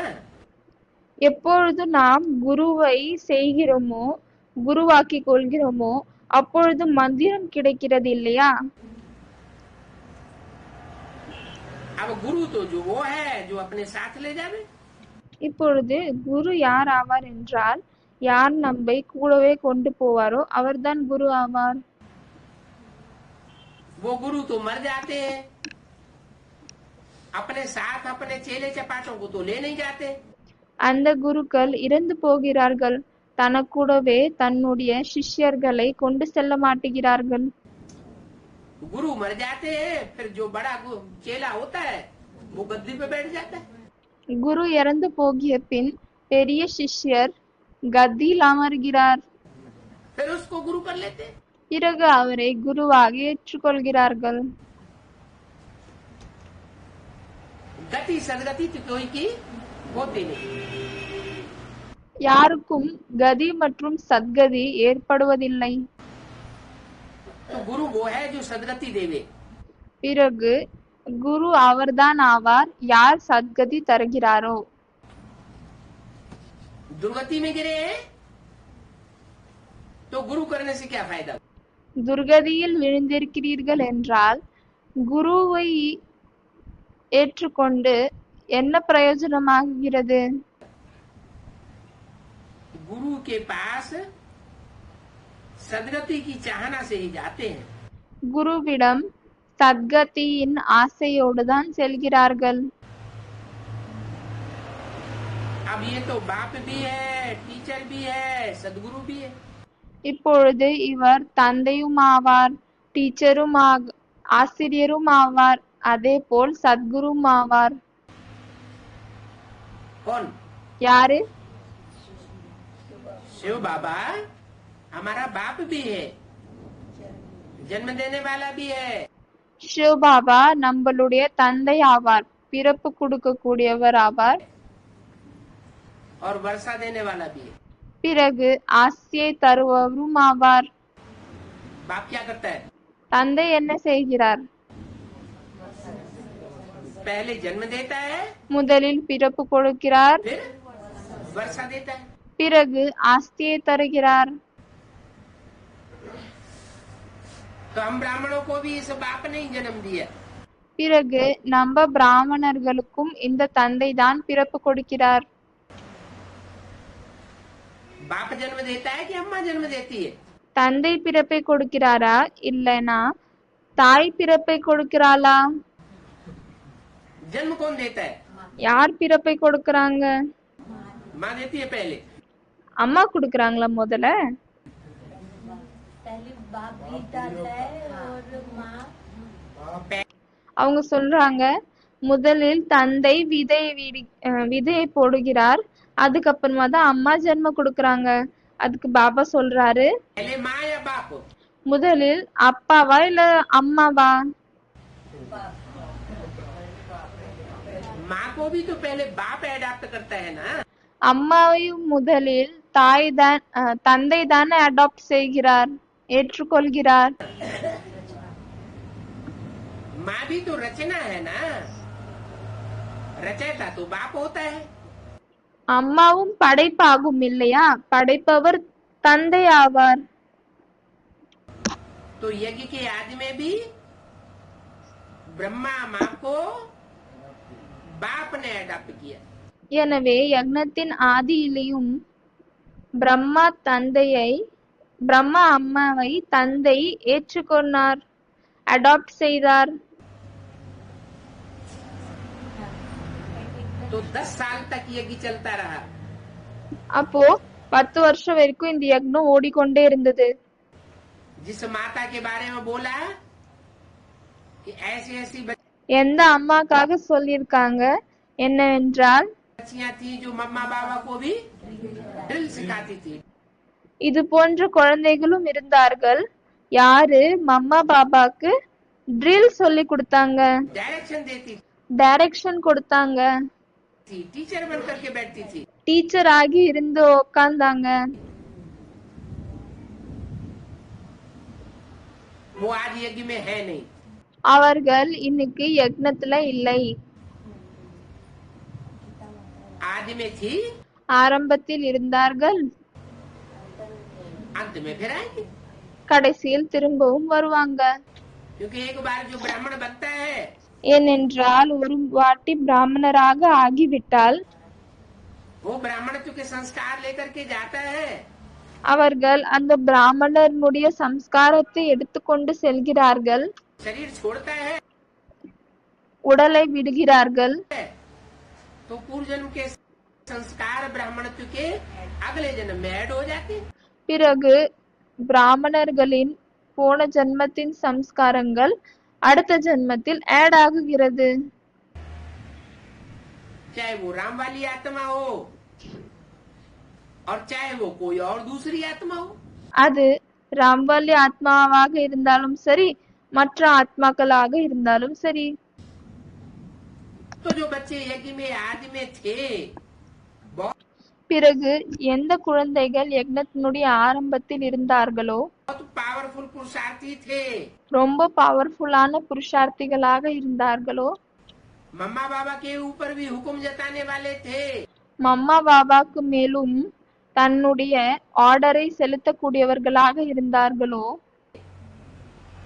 वो बच्चे जब दोबारा जन्म लेकर के आएंगे, அந்த குழந்தைகள் திரும்பவும் எப்பொழுது ஜன்மத்தை எடுத்துக்கொண்டு வருகிறார்களோ, तो क्या कोई ऐरा गैरा नत्थु खैरा ब्राह्मण से झुक करके रहेंगे? அப்பொழுது அவர்கள் என்ன சும்மா வெறுமான பிராமணர்களாக ஆகி இருப்பார்களா என்ன? नहीं, இல்லை, उनके अंदर तो आदि के संस्कार हैं। அவர்களுக்குள் ஆரம்பத்தின் சம்ஸ்காரங்கள் இருக்கிறது. तो जरूर उन्हें आदि में बाप से जन्म मिला था। கண்டிப்பாக அவர்களுக்கு ஆரம்பத்தில் தந்தையிடமிருந்து பிறப்பு கிடைத்தது. वो बाप के बड़े बच्चे हो गए। அவர்கள் தந்தையின் பெரிய குழந்தைகளாக ஆகிவிட்டனர். जो भी बच्चे होते हैं बाप के, उनमें ज्यादा पावरफुल कौन सा होता है? தந்தையின் எவ்வளவு குழந்தைகள் இருக்கிறார்களோ அதுல ரொம்ப பவர்ஃபுல் யாராக இருக்கிறாங்க? और कम पावरफुल कौन सा होता है? அப்புறம் கம்மியான பவர் கொண்டவங்க, சக்தி கொண்டவங்க யாராக இருக்கிறாங்க? जो पहले पैदा होता है ज्यादा पावरफुल हो जाता है, யார் முதல்ல பொறுக்கிறாங்களோ அவங்க பவர்ஃபுல் ஆயிடுறாங்க. और जो बाद में जन्म लेता है वो कम पावरफुल। वैसे भी क्या யாரு அதுக்கு பிறகு ஜென்மம் எடுக்கிறாங்களோ அவங்க கம்மியான பவர் கொண்டவங்களாக ஆயிடுறாங்க. कहते हैं, बड़े भाई को बाप समान कहा जाता है। அதே மாதிரி என்ன சொல்றாங்க? பெரிய அண்ணாவை தந்தை சமமாக ஆனவர் அப்படின்னு சொல்றாங்க.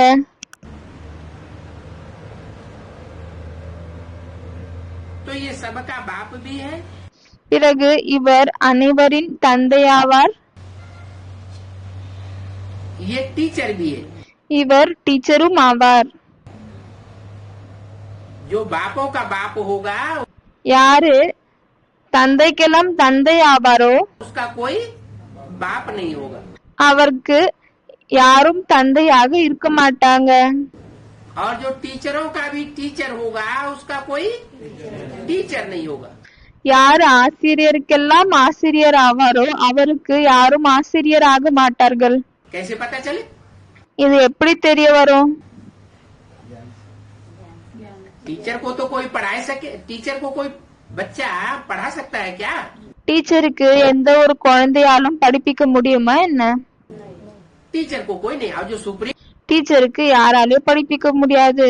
மற்றும் யார் சுப்ரீம் டீச்சராக இருக்கிறாரோ टीचर है उसको तो कोई भी नहीं पढ़ाई पढ़ा सकता, आओ। ये उसकी पहचान है। அவங்களுக்கு யாருமே படிப்பிக்க முடியாது. இதுதான் அவருடைய ஒரு அறிமுகமாகும், वो सब அடையாளமாகும். को पढ़ाई पढ़ावेगा, அவர் எல்லாருக்கும் படிப்பிப்பார். लेकिन उसको कोई पढ़ाई नहीं पढ़ा सकता। ஆனால் அவருக்கு யாராலையும் படிப்பிக்க முடியாது. वो सदगुरु भी है। அவர் சத்குருவும் ஆவார்.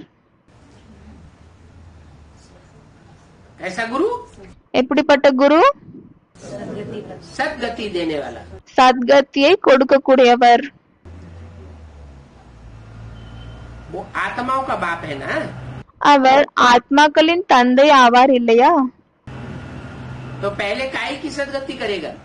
பிறகு முதலில் எதனுடைய சத்கதியை தருவார்? आत्मा की सदगति करेगा। ஆத்மாவின் சத்கதியை செய்கிறார். वो आत्मा की सदगति करने वाला बाप அந்த ஆத்மாக்களின் சத்கதியை கொடுக்கக்கூடிய தந்தை शरीरधारी में प्रवेश करता है। உடல் இருக்கக்கூடியவரில் நுழைகிறார். जब शरीरधारी में प्रवेश करता है பிறகு எந்த உடல் இருக்கக்கூடியவரில் நுழைகிறாரோ तो सदगुरु कहा जाता है। பிறகு சத்குரு என்று சொல்லப்படுகிறது. सदगुरु जिसके द्वारा बनता है யார் மூலமாக சத்குரு ஆகுகிறாரோ वो दलाल के रूप में होता है या बिना दलाली किए सदगुरु का टाइटल मिल जाता है. அவர் நடுவுல புரோக்கர் மாதிரி இருக்கிறாரா இல்ல புரோக்கர் ஆகாமே அவருக்கு சத்குரு என்ற டைட்டில் கிடைக்குதா? सुंदर मेला कर दिया जब सदगुरु मिला दलाल. सुंदर मेला कर दिया जब सद्गुरु मिला दलाल. नहीं तो मिलन मेला नहीं हो सकता. அப்படின்னா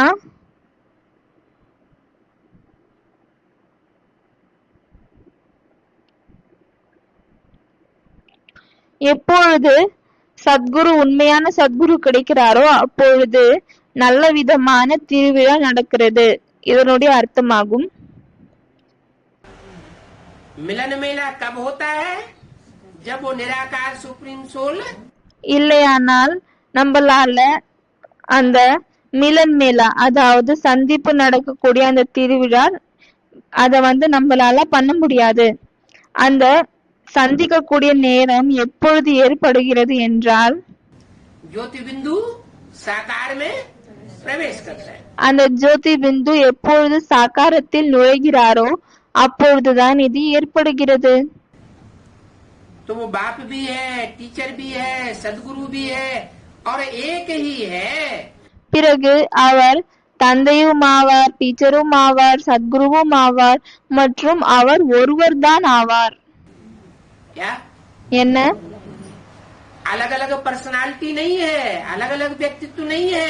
அவர் தனித்தனியான பர்சனாலிட்டி இல்ல, தனித்தனியான வியக்திகள் இல்லை, एक ही व्यक्ति है. ஒரே ஒரு ஆள் தான் ஆவார். ऐसे नहीं जैसे तथाकथित ब्राह्मण समझ लेते हैं. இது போல கிடையாது. எப்படி பேருக்காக இருக்கக்கூடிய பிராமணர்கள் புரிந்து கொள்கிறார்கள். कि दादा लेखराज ब्रह्मा के रूप में वो बाप भी है, தாதா லேக்ராஜ் பிரம்மாவின் ரூபத்தில் அவர் தந்தையும் ஆவார், टीचर भी है டீச்சரும் ஆவார், और सदगुरु भी है. பிறகு சத்குருவும் ஆவார். अगर ब्रह्मा के रूप में टीचर होता ஒருவேளை அவர் பிரம்மாவின் ரூபத்தில் டீச்சராக இருந்தால் तो फिर उसको पढ़ाई पढ़ाने वाला दुनिया में कोई नहीं होना चाहिए. பிறகு அவருக்கு படிப்பிக்க கூடியவர் இந்த உலகத்தில் யாரும் இருந்திருக்க கூடாது. लेकिन यज्ञ के आदि में उसको किसने पढ़ाई पढ़ाई थी? ஆனால் யக்னத்தில் ஆரம்பத்தில் அவருக்கு யார் படிப்பை சொல்லி கொடுத்தாங்க?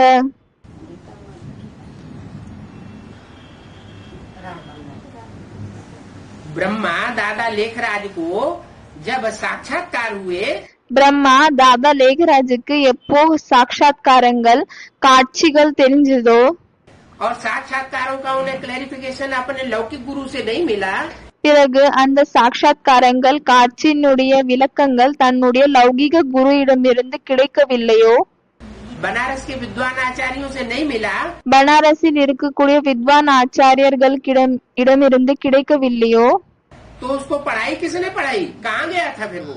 அப்பொழுது அவருக்கு யார் படிப்பை சொல்லி கொடுத்தாங்க? எங்க போனாரு அவரு? भागीदार के पास गया பாகிதாரிடம் சென்றார். और वहाँ से उसको समाधान मिला. பிறகு அங்கிருந்து அவருக்கு கேள்விகளினுடைய பதில்கள் கிடைத்தது. तो उसको पढ़ाई पढ़ाने वाला कोई हुआ ना. பிறகு அவருக்கு படிப்பை சொல்லி கொடுக்கக்கூடியவர் யாரோ ஒருத்தர் இருந்தாங்க இல்லையா? तो जो उसको पढ़ाई पढ़ाने वाला हुआ वो उसका टीचर हो गया. பிறகு யார் அவருக்கு படிப்பை சொல்லி கொடுக்கக்கூடியவர்களாக இருந்தாரோ அவர்தான் அவருடைய ஆசிரியராகி விட்டார். भले उसने डायरेक्ट उससे पढ़ाई नहीं पढ़ी, பலே அவர் அவரிடமிருந்து டைரக்டா படிப்பை படிச்சு கொள்ளல, माता को माध्यम माता के द्वारा पढ़ी. அம்மாவின் மூலமாக படிச்சாரு. तो जिस माता के द्वारा पढ़ाई पढ़ी எந்த மாதாவின் மூலமாக படிச்சாரோ वो माता गुरु हो गई, उसका गुरु. அப்போ அந்த மாதா குரு தான் இவருடைய குரு ஆகிட்டாங்க. गीता माता கீதை மாதா, கீதா மாதா. जब गीता माता ने शरीर छोड़ दिया எப்பொழுது அந்த கீதா மாதா உடலை விட்டுட்டாங்களோ तो गीता माता का टाइटल दादा लेखराज ब्रह्मा को मिल गया। அப்போ அந்த கீதா மாதாவினுடைய டைட்டில் பிரம்மாவுக்கு கிடைச்சிடுச்சு. और उन ब्रह्मा में प्रवेश करके परमात्मा शिव ने जो वाणी चलाई பிறகு பிரம்மாவில் நுழைந்து பரம்பிதா பரமாத்மா சிவன் எந்த வாணியை நடத்தினாரோ उस वाणी से प्रभावित होकर के जिन आत्माओं ने संगठन तैयार किया माउंट आबू में आकर அந்த வாணி மூலமாக பிரபாவித்தாகி யார் மவுண்ட் அபுல சங்கடனை ஏற்படுத்தினாங்களோ करके उस संगठन का नाम पड़ा ब्रह्मा कुमारी ईश्वरीय विश्वविद्यालय। பிறகு அந்த சங்கடனுடைய பெயர் என்ன கிடைச்சிடுச்சு? பிரம்மகுமாரி ஈஸ்வரிய விஸ்வவித்யாலய் என்று பெயர் கிடைத்தது. तो साबित हो गया कि दादा लेखराज ब्रह्मा का जो रूप है वो टीचर का रूप नहीं है। பிறகு இது நிறுவனமாகுகிறது என்னவென்றால் தாதா லேக்ராஜ் பிரம்மாவினுடைய ரூபம் டீச்சர்னுடைய ரூபம் இல்லை. और सदगुरु मिला दलाल। பிறகு சத்குரு புரோக்கர் கிடைச்சிருக்காரு. सदगति करने वाला सदगुरु होना चाहिए। சத்கதியை கொடுக்க கூடியவர் சத்குரு இருக்க வேண்டும்.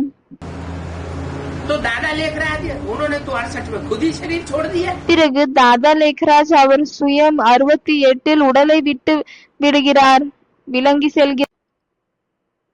और हार्ट फेल होकर के शरीर छोड़ा।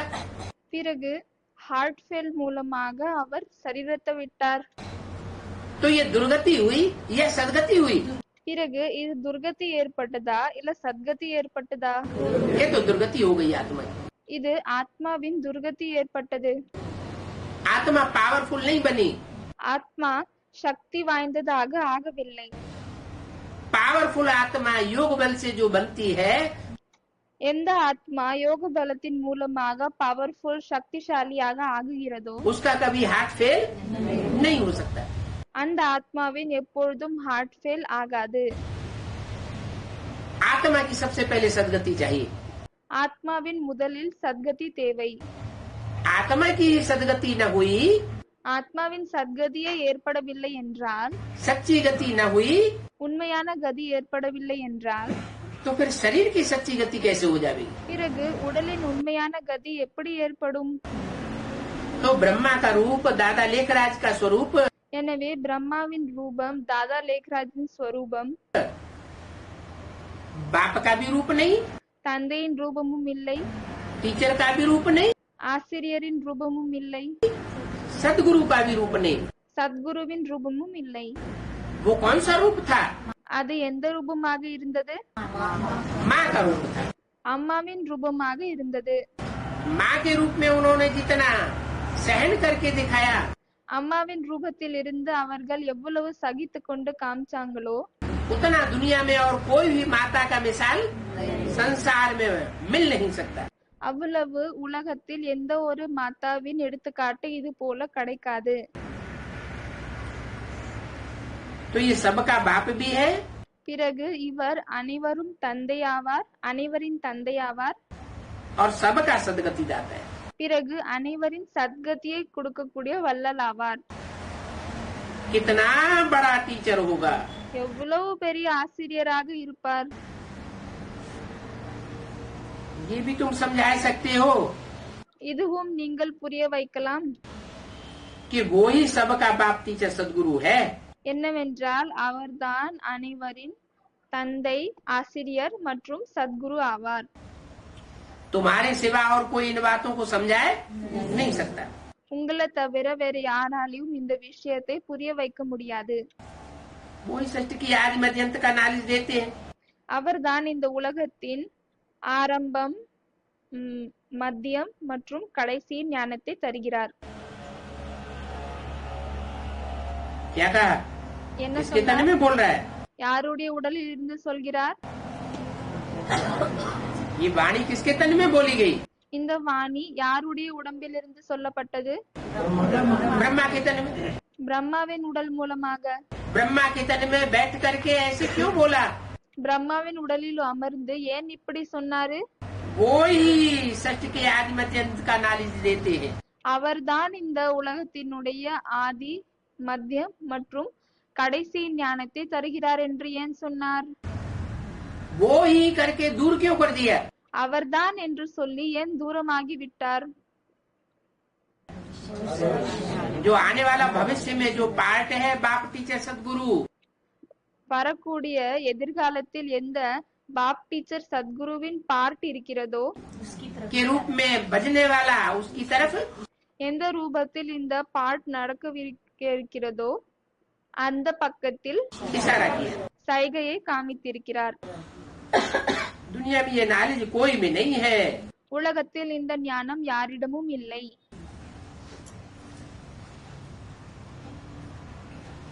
न रचना को और रचना न रचना की आदि मध्यंत को जानते हैं। படைப்பையும் மற்றும் படைப்பினுடைய ஆதி மத்தியம் அந்தத்தையும் தெரிந்து கொள்ள மாட்டார்கள். नेति नेति कह देते हैं। இல்லை இல்லை என்று சொல்கிறார்கள். खुद जो विश्व के मालिक थे, தானே யார் விஸ்வத்துக்கே எஜமானர்களாக இருந்தார்களோ, जिन्होंने पूरे 84 जन्म लिए हैं, யாரு முழுமையாக 84 பிறவியை எடுத்து இருக்கிறார்களோ, वो भी कहते हैं कि हम नहीं जानते। அவர்களும் சொல்கிறார்கள் எனக்கு தெரியாது என்று. क्या என்ன? कलयुग के अंत में கலியுகத்தின் கடைசியில் जो आत्मा पहले कभी विश्व का मालिक थी, எந்த ஆத்மா முதலில் எப்போதோ விஸ்வத்தினுடைய எஜமானராக இருந்ததோ, पहले जन्म में, முதல் பிறவியில், वो भी अंतिम जन्म में आके क्या कहती है அதுவும் கடைசி ஜென்மத்தில் வந்து என்ன சொல்கிறார்? कि हम उसके आदि मध्यंत को नहीं जानते। நாங்க அந்த ஆதி, ஆரம்பம், மத்திய, நடு மற்றும் அந்த அதாவது கடைசியின் அதை பற்றி எங்களுக்கு தெரியாது என்று சொல்கிறார். अभी बाप ये नॉलेज दे रहे हैं, இப்பொழுது தந்தை இந்த ஞானத்தை கொடுக்கிறார். फिर ये तुम भूल जाओगे। பிறகு நீங்கள் இதை மறந்து விடுவீர்கள். कब भूल जाओगे? எப்பொழுது மறப்பீர்கள்? जब अमर लोक में जावेंगे எப்பொழுது அமர உலகத்தில் செல்வீர்களோ तो इस नॉलेज को भूल जावेंगे। அப்பொழுது இந்த ஞானத்தை மறந்து விடுவீர்கள். क्यों भूल जावेंगे? ஏன் மறப்பீர்கள்? जैसे मृत्यु एक ऐसा एक्सीडेंट है எப்படி மரணம் இது போன்ற ஒரு ஆக்சிடென்ட் ஆகும் कि मृत्यु के बाद सब कुछ आदमी भूल जाता है, என்னவென்றால் மரணத்திற்கு பிறகு ஒரு மனிதன் அனைத்தையும் மறந்து விடுகிறான். ऐसे ही இது போல்தான் ये मृत्यु लोक में जो सारी दुनिया की मृत्यु होती है, இந்த மரண உலகத்தில் எந்த முழு உலகத்தின் மரணம் ஏற்படுகிறதோ और अमर लोक शुरू होता है, பிறகு அமர உலகம் ஆரம்பமாகுகிறதோ उस समय बीच में ये विनाश का ऐसा एक्सीडेंट होता है அதுக்கு நடுவில் இந்த விநாசனம் என்ற இது போன்ற ஆக்சிடென்ட் ஏற்படுகிறது. दुनिया का सबसे बड़े से बड़ा एक्सीडेंट। உலகத்தின் மிக பெரிய ஆக்சிடென்ட் ஆகும். तो ये एक्सीडेंट हुआ பிறகு இந்த ஆக்சிடென்ட் ஏற்படுகிறது बेहद का एक्सीडेंट। எல்லைக்கு அப்பாற்பட்ட ஆக்சிடென்ட். ये बेहद का एक्सीडेंट இந்த எல்லைக்கு அப்பாற்பட்ட ஆக்சிடென்ட் हर 5000 वर्ष में एक ही बार होता है। எல்லா 5000 வருடங்களிலும் ஒரு தடவை தான் நடக்கும்.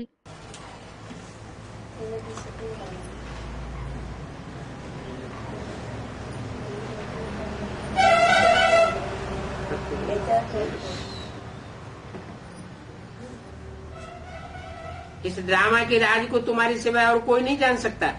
இந்த டிராமாவினுடைய ரகசியத்தை உங்களை தவிர யாருக்கும் தெரியாது.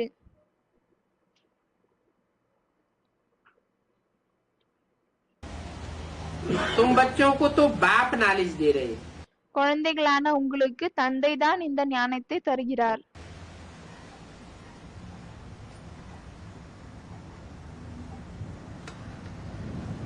वो लक्ष्मी नारायण तो प्रारब्ध है। அந்த லக்ஷ்மி நாராயண் இதனுடைய பலனாகும்.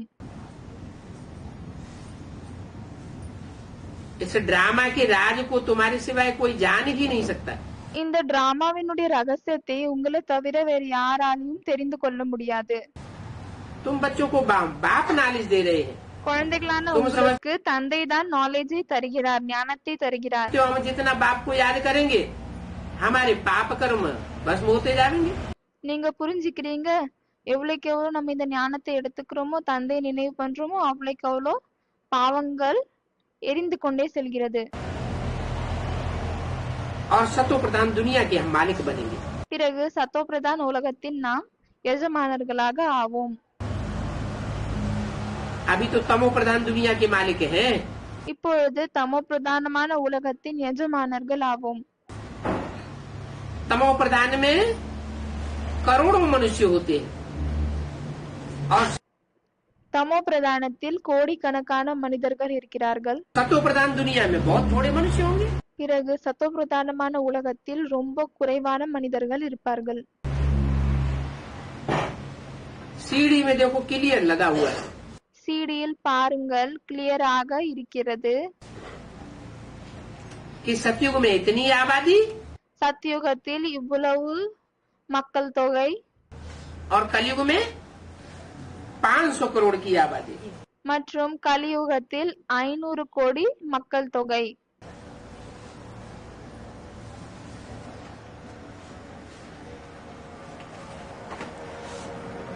इतनी सहज बात आज के बंदर बुद्धि मनुष्य समझ नहीं सकते। இவ்வளவு எளிதான விஷயம் இன்று இருக்கக்கூடிய குரங்கு புத்தி கொண்ட மனிதர்களால புரிஞ்சு கொள்ள முடியாது. बिल्कुल ही जानवर बुद्धि है। அவர்கள் ரொம்ப விலங்கு புத்தியாக ஆகிவிட்டார்கள். इनको कहा जाता है कांटों का जंगल। இதைதான் முள்ளு காடு என்று சொல்லப்படுகிறது. हैं तो मनुष्य இவர்கள் மனிதர்களாக தான் இருக்கிறார்கள், परंतु ये करतूतें जानवरों जैसी करते। ஆனால் செயல்கள் விலங்கு போல் செய்கிறார்கள். एक दो को गाली बकते रहते हैं। ஒருத்தர் இன்னொருத்தருக்கு கெட்ட வார்த்தைகளை பயன்படுத்துகிறார்கள்.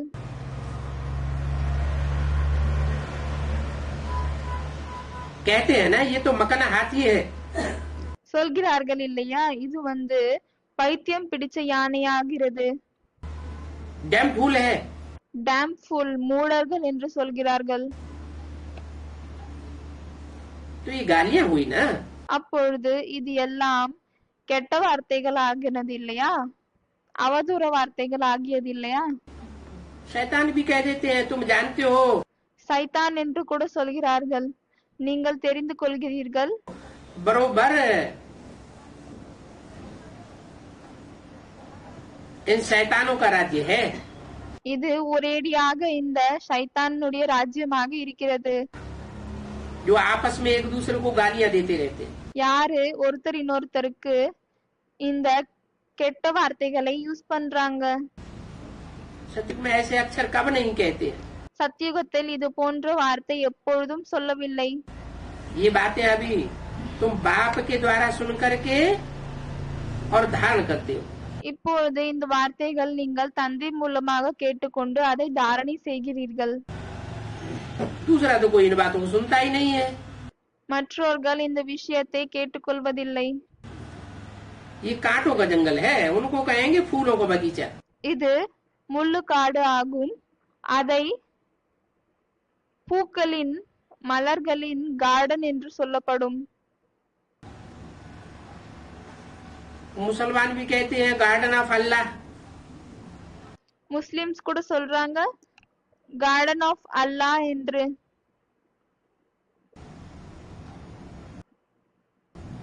அல்லாஹ்வினுடைய தோட்டம் என்று சொல்கிறார்கள். क्यों? ஏன்? मुसलमान स्वर्ग में जाते हैं क्या? முஸ்லிம் சொர்க்கத்தில் செல்கிறார்களா என்ன? फिर वो गार्डन ऑफ अल्लाह क्यों कहते हैं? பிறகு அவர்கள் அல்லாவின் தோட்டம் என்று ஏன் சொல்கிறார்கள்? हैं? हाँ, जो और धर्मों की बीज रूप आत्माएं वो तो सब जाती हैं। மற்ற மற்ற தர்மத்தினுடைய விதை ரூபமான ஆத்மாக்கள் அவர்கள் எல்லாம் செல்கிறார்கள். जैसे और धर्मों की बीज रूप आत्माएं स्वर्ग में जाती हैं, எப்படி மத்த மத்த தர்மத்தினுடைய விதை ரூபமான ஆத்மாக்கள் ஸ்வர்க்கத்திற்கு போகிறார்களோ वैसे ही इस्लाम धर्म की जो बीज रूप आत्माएं அதே போல்தான் இஸ்லாம் தர்மத்தை சேர்ந்த விதை ரூபமான ஆத்மாவும் हैं, जिनके लिए शास्त्रों में आया पांडवों के साथ, யாருக்காக சாஸ்திரத்தில் சொல்லப்பட்டிருக்கிறது? कौन गया? कुत्ते ने भी स्वर्गारोहण किया। அதாவது பாண்டவர்கள் கூடவே ஒரு நாயும் ஸ்வர்க்கத்திற்கு சென்றது. तो गार्ड जो स्थापन करते हैं उसको स्वर्ग कहा जाता है। பிறகு தந்தை எதை ஸ்தாபனை செய்கிறாரோ அதை ஸ்வர்க்கம் என்று சொல்லப்படுகிறது. वहाँ का धर्म था, बाकी सब धर्म जो बाद में आते हैं அங்க தர்மம் இருந்தது. பிறகு மற்ற மற்ற தர்மம் எது அப்புறமாக வருகிறதோ वो अधर्म है। அது எல்லாம் அதர்மம் ஆகும். पहले तो कोई भी नहीं था। முதலில் யாருமே இல்லை. ये भी बात किसी की बुद्धि में नहीं है। இந்த விஷயமும் யாருடைய புத்தியிலும் இல்லை.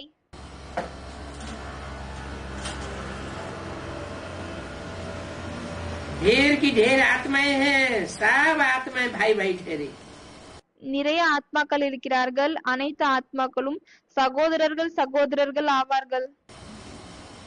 और सब एक परमात्मा के बच्चे हुए। பிறகு அனைவரும் ஒரு பரமாத்மாவின் குழந்தைகள் ஆகிறார்கள்.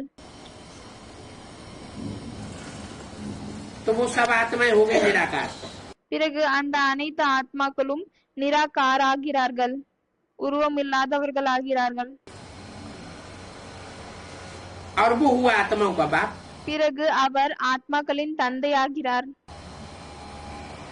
फिर मनुष्य सृष्टि में जो भाई बहने हैं பிறகு மனித உலகத்தில் யாரு சகோதரர் சகோதரிகள் இருக்கிறார்களோ उनका बाप कौन हुआ? அவர்களின் தந்தை யார் ஆகிறார்?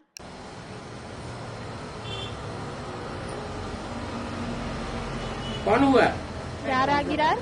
मनुष्य सृष्टि में जो आत्माएं हैं, मनुष्य आत्माएं, மனித உலகத்தில் எந்த ஆத்மாக்கள் இருக்கிறார்களோ மனித ஆத்மாக்கள் இருக்கிறார்களோ उनका बाप हुआ प्रजापिता ब्रह्मा।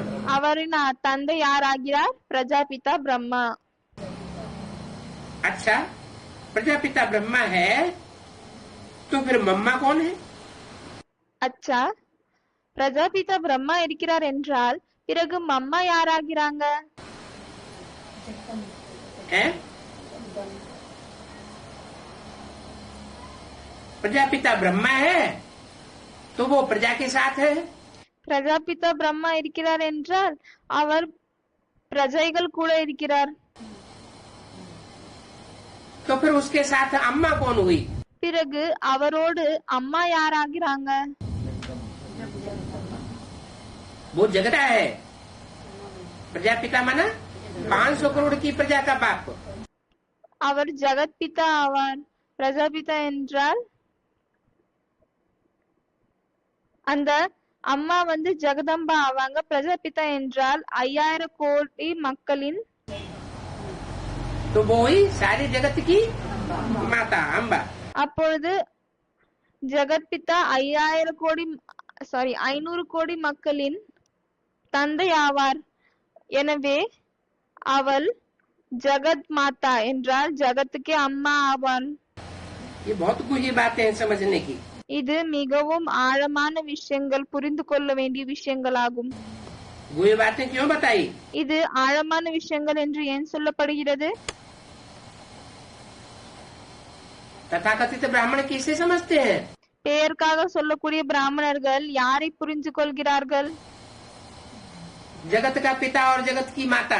ஜகத்தினுடைய அம்மா மற்றும் உலகத்தினுடைய அப்பாவை யாராக புரிந்து கொள்கிறார்கள்?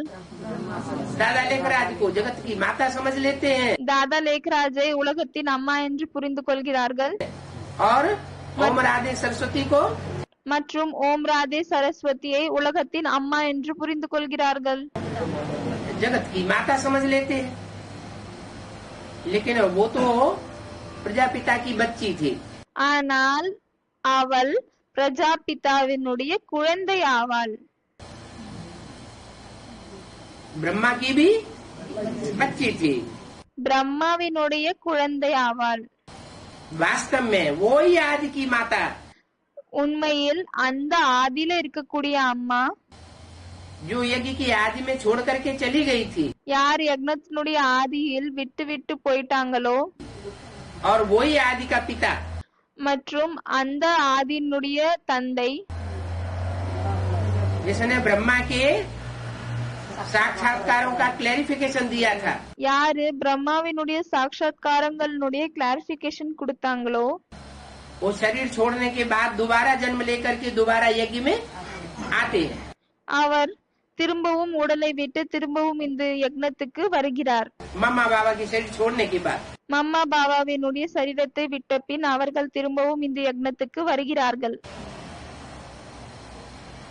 तो ये बहुत कुछ समझने की बातें हैं। பிறகு இது மிகவும் ஆழமாக புரிந்து கொள்ள வேண்டிய விஷயங்கள் ஆகும். वही आत्माएं जो आदि की थी वो फिर अंत में आती हैं और उनमें அந்த ஆத்மாக்கள் யார் ஆதியில் இருந்தார்களோ அவர்கள் திரும்பவும் அந்தத்தில் வருகிறார்கள், கடைசியில் வருகிறார்கள்.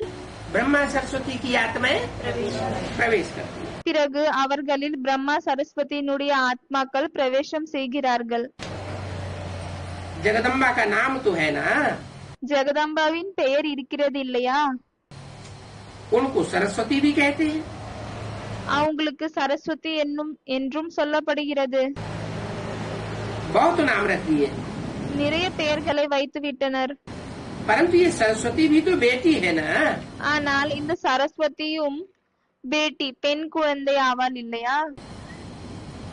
माता तो नहीं है। அம்மா இல்லை இல்லையா? किसकी तरफ इशारा किया யார் பக்கம் சைகை காமித்தார்? है? नहीं, ओम राधे யாரோ ராதா பச்சின்னு சொன்னாங்க. இல்லை, யாருக்காக சைகை காமிக்கிறார்? ஓம் ராதே மம்மாவுக்காக சைகை காமிக்கிறார். की तरफ इशारा किया। ये भी माता तो नहीं है ना। இவங்களும் அம்மா இல்லை இல்லையா? सरस्वती जगदम्बा के बहुत चित्र हैं, சரஸ்வதி ஜெகதம்பாவின் நிறைய படங்கள் இருக்கிறது. किस्म किस्म के चित्र हैं। வெரைட்டியாக படங்கள் இருக்கிறது. वास्तव में உண்மையில் माता तो एक होनी चाहिए। அம்மா ஒருவராக இருக்க வேண்டும். और भक्ति मार्ग में कितनी माताएं दिखा दी பிறகு பக்தி மார்க்கத்தில் எவ்வளவு தாய்களை காமித்து விட்டனர்? है? 9 देवियां दिखा दी ना। 9 தெய்வீகளை காமித்து விட்டனர் இல்லையா? तो वास्तव में माता तो एक होनी चाहिए। பிறகு அம்மா உண்மையில் ஒன்னாக இருக்க एक வேண்டும். के अनेक नाम थोड़े ही होते हैं। ஒருவரின் நிறைய பெயர்கள் இருக்காது இல்லையா? मनुष्य मुझ जाएंगे மனிதர்கள் இதில் குழப்பம் அடைவார்கள். और फिर 8-10 भुजाएं दे देते हैं। பிறகு 8-10 கரங்களை கொடுக்கிறார்கள். अच्छा, நல்லது. भला ये काली ऐसी काली कैसे बन गई? இந்த காளி இவ்வளவு கருப்பாக எப்படி ஆகிட்டாங்க? है? ये सब क्या है? இது எல்லாம் என்ன? काली कैसे काली बन गई? காளி எப்படி கருப்பாகிட்டாங்க? है? लक्ष्मी बाप का साथ छोड़कर चली। नहीं, யாரோ சொல்றாங்க நடுவுலி அவங்க தந்தையினுடைய சகயோகத்தை விட்டு போயிட்டாங்க அதனால. அதுக்கு பாபா சொல்றாரு, இல்ல, कोई काले काम होते हैं तो काली काली बन जाती है। எதுவும் கருப்பான செயல்கள் நடக்கிறது, அதனாலதான் அவங்க கருப்பாகி விடுகிறார்கள். तो बाबा कहते ये सब क्या है? பிறகு பாபா சொல்கிறார், இதெல்லாம் என்ன? माता तो फिर माता होनी चाहिए। அம்மா அம்மாவாக இருக்க வேண்டும். प्रजापिता ब्रह्मा एक ही है பிரஜாபிதா பிரம்மா ஒருத்தர் ஆவார். और ब्रह्मा अनेकों के नाम है। பிறகு பிரம்மா நிறைய பேருடைய क्या? பெயராக இருக்கிறது. என்ன? ब्रह्मा के कितने मुख दिखाते हैं? 4-5 मुख दिखाते हैं। பிரம்மாவிற்கு எவ்வளவு முகங்களை காமிக்கிறார்கள்? 4-5 முகங்களை காமிக்கிறார்கள். कहते हैं प्रजापिता ब्रह्मा एक ही है। சொல்கிறார்கள் பிரஜாபிதா பிரம்மா ஒருத்தர் ஆவார் என்று. उसको काय का मुख दिखाते हैं? அவருக்கு எந்த முகத்தை காமிக்கிறார்கள்? भक्ति मार्ग में प्रजापिता का भी प्रजापति का भी मुख அரே பக்தி மார்க்கத்தில் பிரஜாபிதாவுடைய முகம் எப்படி காமிச்சிருக்காங்க? ஆடினுடைய முகத்தை காமித்திருக்கிறார்கள் இல்லையா? बकरी का मुख दिखाते हैं, वो एक ही दिखाते हैं। அது ஒருத்தரை மட்டும்தான் காமிக்கிறாங்க. ब्रह्मा को 4 मुख 5 मुख दिखाते हैं பிரம்மாவுக்கு 4 முகம் 5 முகங்கள் காமிக்கிறார்கள். और प्रजापिता को மற்றும் பிரஜாபிதாக்கு 1 मुख दिखाते हैं। ஒரு முகத்தை தான் காமிக்கிறார்கள். देखो माता भी तो एक ही होनी चाहिए ना। பாருங்கள், அம்மா கூட ஒருத்தராக தானே இருக்க வேண்டும். ये सब बातें न जानने के कारण இந்த அனைத்து விஷயங்களையும் புரிந்து கொள்ளாத காரணத்தால் ढेर बातें बना दी हैं। நிறைய விஷயங்களை உருவாக்கி விட்டார்கள். सरस्वती बेटी है, சரஸ்வதி பெண் குழந்தை ஆவாள். तुम भी सब बच्चियां हो। நீங்களும் அனைவரும் பெண் குழந்தைகள் ஆவீர்கள். सरस्वती भी बच्ची है। சரஸ்வதியும் குழந்தை ஆவாள். बाबा बाबा कहती थी, பாபா பாபா என்று சொல்லியிருந்தார்கள். சரஸ்வதி பாபா பாபா என்று சொன்னாங்க. स्त्री कभी पति को बाबा थोड़े कहेगी। ஒரு ஸ்திரீ, ஒரு பெண் எப்பொழுதும் தன்னுடைய கணவரை பாபா என்று சொல்வாங்களா என்ன? अगर ओम राधे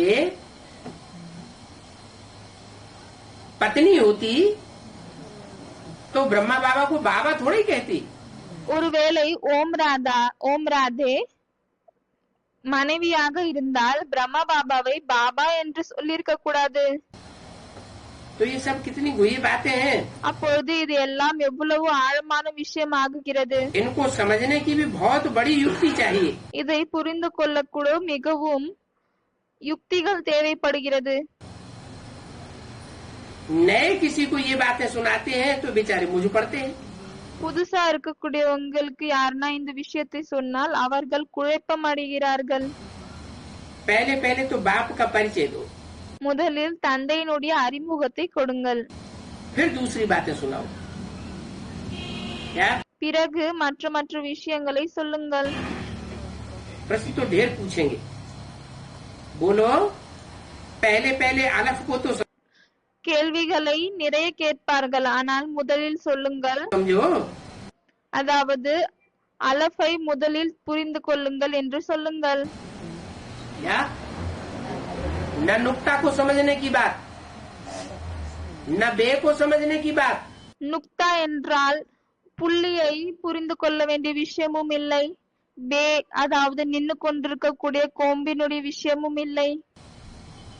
दूसरों को समझने की बात बाद में, पहले மற்றவங்களை புரிந்து கொள்ள வேண்டிய விஷயம் அது அப்புறமான விஷயம். अलफ को तो समझो, तो पीछे ये सब बातें முதலில் அலஃபை புரிந்து கொள்ளுங்கள், பிறகு பின்னால் இந்த அனைத்து விஷயமும் समझ जाएंगे। தானாக புரிந்து கொள்வீர்கள். फिर नुक्ता भी समझ में आवेगा, बे भी समझ में आवेगा, और बे के पीछे जो और भी है वो सब समझ में आवेगा। பிறகு பிந்தியும் புரிய வரும், பேவும் புரிய வரும். அதே போல் அந்த நின்று கொண்டிருக்கக்கூடிய கொம்பு பேவுக்கு பின்னாடி வரக்கூடிய அனைத்து பற்றியும் புரிந்து கொள்ளலாம். और बातों को छोड़ दो। बाप कहते हैं मुझे जानने से तुम सब कुछ जान जाओगे। தந்தை சொல்கிறார், என்னை ஒருவனை மற்றும் தெரிந்து கொள்வதால் நீங்கள் அனைத்து விஷயங்களை தெரிந்து கொள்கிறீர்கள். அதனால் மற்ற விஷயங்களை விற்றுவிடுங்கள். तो अभी सब कुछ जान गए हैं, कोई क्या है? இப்பொழுது அனைவரும் எல்லா விஷயங்களையும் தெரிந்து கொண்டார்களா என்ன? अरे इतने साल से 70 साल से पढ़ाई हो रही है, तो 70 साल से कुछ जानने वाले कोई तो निकले होंगे। अगर निकले அரே 60 வருஷமா இந்த படிப்பு ஓடிக்கொண்டிருக்கு. அப்ப அந்த 60 வருஷத்துல இத எல்லா விஷயத்தையும் புரிந்து கொண்டவங்க யாராவது வந்திருக்காங்களா என்ன? तो सब कुछ जान गए होंगे ना। அப்போ அவங்க எல்லாத்தையும் தெரிஞ்சிருப்பாங்க இல்லையா? जान गए तो 84 जन्मों का हिसाब किताब भी जान गए होंगे। தெரிந்து கொண்டால் பிறகு 84 ஜென்மங்களின் கணக்கு வழக்கையும் தெரிந்து கொள்ளிருக்கணும். नहीं जाना? जाना 84 जन्मों का हिसाब जान लिया किसी ने? தெரிஞ்சுக்கினீங்களா? யாரோ சொல்றாங்க தெரிஞ்சுக்கினா. அப்ப பாபா கேக்குறாரு, தெரிஞ்சுக்கினீங்களா? 84 ஜென்மங்களுடைய கணக்கு வாழ்க்கை ஃபுல்லா தெரிஞ்சுக்கினீங்களா? अच्छा एक आत्मा ने जान लिया होगा। அச்சா, ஒரு ஆத்மா வந்து தெரிஞ்சிருப்பாரா என்ன? தெரிந்து கொண்டிருப்பாரா என்ன? हाँ बाबू जान लिया होगा तो दूसरों को बताएगा ना। அந்த ஒரு ஆத்மா இந்த விஷயத்தை பத்தி தெரிந்து கொண்டிருந்தால் அவர் மற்றவங்களுக்கும் சொல்லுவார் இல்லையா? फिर பிறகு किसी को बताया? யாருக்காவது அவர் சொன்னாரா என்ன? अब ये क्या बात हुई? அப்போ இது என்ன விஷயமாகி விட்டது? इसका मतलब क्या हुआ இதனுடைய அர்த்தம் என்னவாகியது? कि एक को किसी ने पूरा पूरा नहीं जाना। ஒருவரை யாரும் முழுமையாக அதாவது தெரிஞ்சுக்கல. अगर पूरा पूरा जान जावे तो अपने 84 जन्मों को भी जान जावे। ஒருவேளை முழுமையாக தெரிஞ்சுக்கினாங்க என்றால் தன்னுடைய 84 ஜென்மங்களையும் தெரிஞ்சுப்பாங்க. बाप को जानने से तुम सब कुछ जान जावेंगे। தந்தையை தெரிந்து கொள்வதால் நீங்கள் எல்லாத்தையும் தெரிஞ்சுக்கிறீங்க. अगर जान ही जाते तो फिर ये निश्चय अनिश्चय का चक्र क्यों आता? ஒருவேளை நீங்க தெரிஞ்சுக்கிறீங்க அப்படின்னா இந்த நிச்சயம் மற்றும் அனிச்சயத்தினுடைய சக்கரம் ஏன் வருகிறது? ये निश्चय अनिश्चय का चक्र सबसे पहले किसका खत्म होगा? இந்த நிச்சயம் மற்றும் அனிச்சயத்தினுடைய சக்கரம் முதலில் யாரது முடிகிறது? पहले तो पहला पत्ता कौन है? முதல் இலை யார்? जो पहला पत्ता है उस पहले पत्ते के पहले समाधान सब बातों का होना चाहिए। எந்த முதல் இலை இருக்கிறானோ அந்த முதல் இலையில் அனைத்து விஷயங்களில் பதில்கள் கிடைக்க வேண்டும். कहते हैं भारत में क्या क्यों आते हैं? சொல்கிறார்கள் பாரதத்தில் ஏன் வருகிறார்? कोई प्रश्न करते हैं சில பேர் இந்த கேள்வியை கேட்கிறார்கள் பாரதத்தில் ஏன் வருகிறார் என்று. भगवान भारत में ही क्यों आते हैं? பகவான் பாரதத்தில் தான் ஏன் வருகிறார் என்று. दूसरे देश में क्यों नहीं आते? மற்ற தேசத்தில் ஏன் வருவதில்லை? इसका क्या कारण இதனுடைய காரணம் என்ன? है? अरे कोई कारण होगा क्या? कारण ही ऐसे ही जहाँ चाहे वहाँ आ गए। அரே ஏதாவது காரணம் இருக்குமா? இல்ல காரணம் இல்லாமலே எங்க வேணுமாலும் அங்க வருகிறாரா? ऐसे क्यों दिखाया है? இப்படி ஏன் காமித்திருக்கிறார்கள்? अरे அரே भारत में क्यों आते हैं? பாரதத்தில் ஏன் வருகிறார்? हमारे देश में क्यों नहीं आते? எங்க தேசத்துல ஏன் வர மாட்டேங்கிறார்? तुम पहले ये तो जानो நீங்க முதலில் இதை தெரிந்து கொள்ளுங்கள். कि बाप है कौन? தந்தை யார் என்று. आते हैं कि बात बाद में? வருகிறார் என்ற அந்த விஷயம் அதற்கு அப்புறமா வரக்கூடிய விஷயம். पहले क्या पक्का करो? முதலில் என்ன பக்கா செய்ய வேண்டும்? बाप है कौन? தந்தை யார் என்று. 5 फरवरी 67 की वाणी का तीसरा पेज। முரளினுடைய 3வது பக்கம். बाप को जानने से तुम सब कुछ जान जाएंगे। தந்தையை தெரிந்து கொள்வதால் நீங்கள் அனைத்தையும் தெரிந்து கொள்வீர்கள். ये भी जान जाएंगे कि இதையும் நீங்க தெரிந்து கொள்வீர்கள். அதாவது आप भारत में क्यों आते हैं? தந்தை பாரதத்தில் ஏன் வருகிறார் என்று. विदेशों में क्यों नहीं आते? விதேசத்தில் ஏன் வருவதில்லை என்று. तो इसमें कौन सी जानने की बात है? இதில் என்ன தெரிந்து கொள்ள வேண்டிய விஷயம் இருக்கிறது? जो बाप को जान जाने से हम जान जाएंगे। எது தந்தையை தெரிந்து கொள்வதால் நம்ம தெரிஞ்சுக்கிறோமோ அது என்ன விஷயம்? कोई तो बात होगी। ஏதாவது ஒரு விஷயம் இருக்கும் क्या இல்லையா? बात है? என்ன விஷயம்? कोई बात ऐसी है जो बहुत निश्चय निश्चय में लाती है। சில விஷயம் ஏதாவது இது இருக்குதா என்ன? எது அதிகமா நிச்சயம் அனிச்சயத்துல கொண்டு வருகிறது என்று. माया है? யாரோ மாயா என்று சொல்றாங்க. அப்ப பாபா கேக்குறாரு மாயாவா? अब बाप की पहचान में कोई ऐसी बात है जो बहुत निश्चय निश्चय में लाती है। தந்தையை தெரிந்து கொள்வதின் விஷயத்தில் ஏதாவது ஒரு விஷயம் இருக்கிறதா எது நிச்சயம் அனிச்சயத்தில் அதிகமாக கொண்டு வருகிறது என்று? जिसका इस बात से कनेक्शन है कि बाप भारत में ही क्यों आते हैं? எதனுடைய கனெக்ஷன் இந்த விஷயத்தோடு இருக்கிறது? அதாவது தந்தை பாரதத்தில் தான் வருகிறார். विदेश में क्यों नहीं आते? விதேசத்தில் ஏன் வருவதில்லை? है? कौन सी बात है? எந்த விஷயம் இருக்கிறது? हम हाँ, माता पिता का बर्थ प्लेस क्यों है? யாரோ அம்மா அப்பாவினுடைய பர்த் பிளேஸ்ன்னு சொல்றாங்க. அப்பா அப்பா கேக்குறாரு, ஆமா அம்மா அப்பாவினுடைய பிறப்பு இடமாக ஏன் இருக்கிறது? भारत ही क्यों है? பாரதமாக ஏன் இருக்கிறது? वो तो है तो सारे जगत का माता पिता, அவங்க முழு உலகத்தின் அம்மா அப்பா ஆவாங்க. जगत पिता है, जगदम्बा है, ஜெகதம்பா ஜெகத் பிதா இருக்கிறார்கள். तो विदेशों में भी आना चाहिए। பிறகு அவர்கள் வெளிநாட்டிலும் வர வேண்டும் இல்லையா? को ज्यादा माना जाता है। हाँ, क्योंकि बाप से ज्यादा एवर प्योर का पार्ट और दुनिया में कोई बजा नहीं सकता। யாரோ சொல்றாங்க பாரதத்தில் தான் தூய்மை அதிகமா இருக்கிறது. அப்பா சொல்றாரு, ஆமா தந்தையை தவிர எவர் பியோர்க்கான அந்த பாட்டை வேற யாராலையும் அந்த நடிப்பை நடிக்க முடியாது. बाप जितना प्योर है தந்தை எவ்வளவு தூய்மையாக இருக்கிறாரோ उतना कोई भी मनुष्य आत्मा इतनी पवित्र पार्ट नहीं बजा सकता। அவ்வளவு மற்ற எந்த ஒரு மனித ஆத்மாக்களும் இவ்வளவு தூய்மையான பாட்டை செய்ய முடியாது.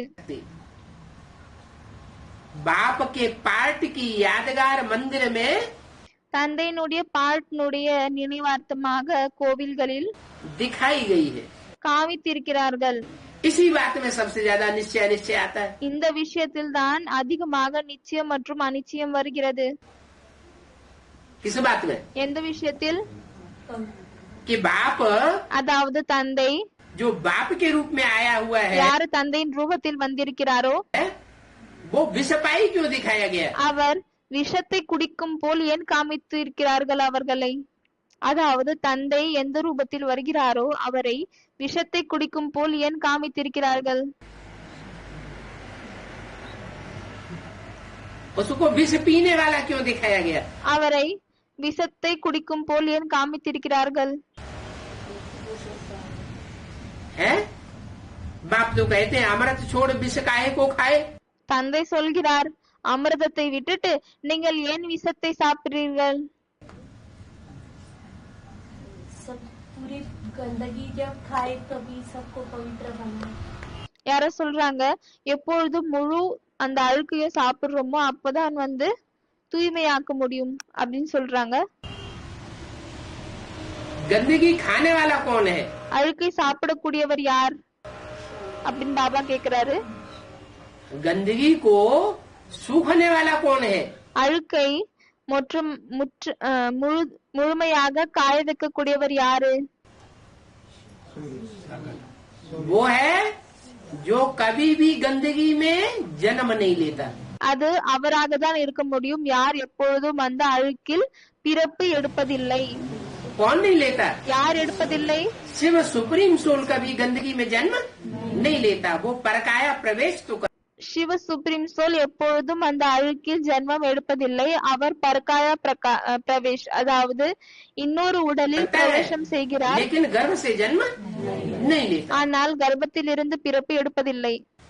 जो गर्भ से जन्म ही नहीं लेता वो अपवित्र कैसे बन जाएगा? யார் கர்ப்பத்திலிருந்து பிறப்பை எடுப்பதில்லையோ அவர்கள் எப்படி அழுக்காகி விடலாம், தூய்மை இல்லாமல் ஆகிவிடலாம்? तो वो जिसमें प्रवेश करता है उसमें प्रवेश करके ऐसा पार्ट बजाता है। எனவே அவர் யாருக்குள் நுழைகிறாரோ அவருக்குள் நுழைந்து விட்டு இது போல பாட்டை நடிக்கிறார், செய்கிறார். जिस पार्ट को मनुष्य मात्र जल्दी समझ नहीं पाता। எந்த பாட்டை மனிதர்கள் உடனே புரிந்து கொள்ள மாட்டார்கள். मनुष्यों की तो बात ही छोड़ दो। மனிதர்களின் விஷயத்தை விட்டுவிடுங்கள்.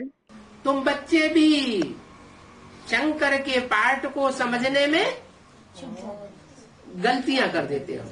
குழந்தைகளான நீங்களும் சங்கரனுடைய பாட்டை புரிந்து கொள்வதில் மிகவும் தவறுகளை செய்கிறீர்கள். नंबरवार नहीं, नंबरवार होंगे तो कोई 100% भी होगा। நம்பர்வார் இல்லை, ஏனென்றால் நம்பர் வரிசைகரமாக இருந்தால் யாராவது 100% இருப்பார்கள். शंकर का ऐसा वंडरफुल पार्ट है जो तुम बच्चे भी समझ न सको। சங்கரின் இவ்வளவு ஆச்சரியமான பாட்டு இருக்கிறது, அதை குழந்தைகளான நீங்களும் புரிந்து கொள்ள மாட்டேங்கிறீர்கள்.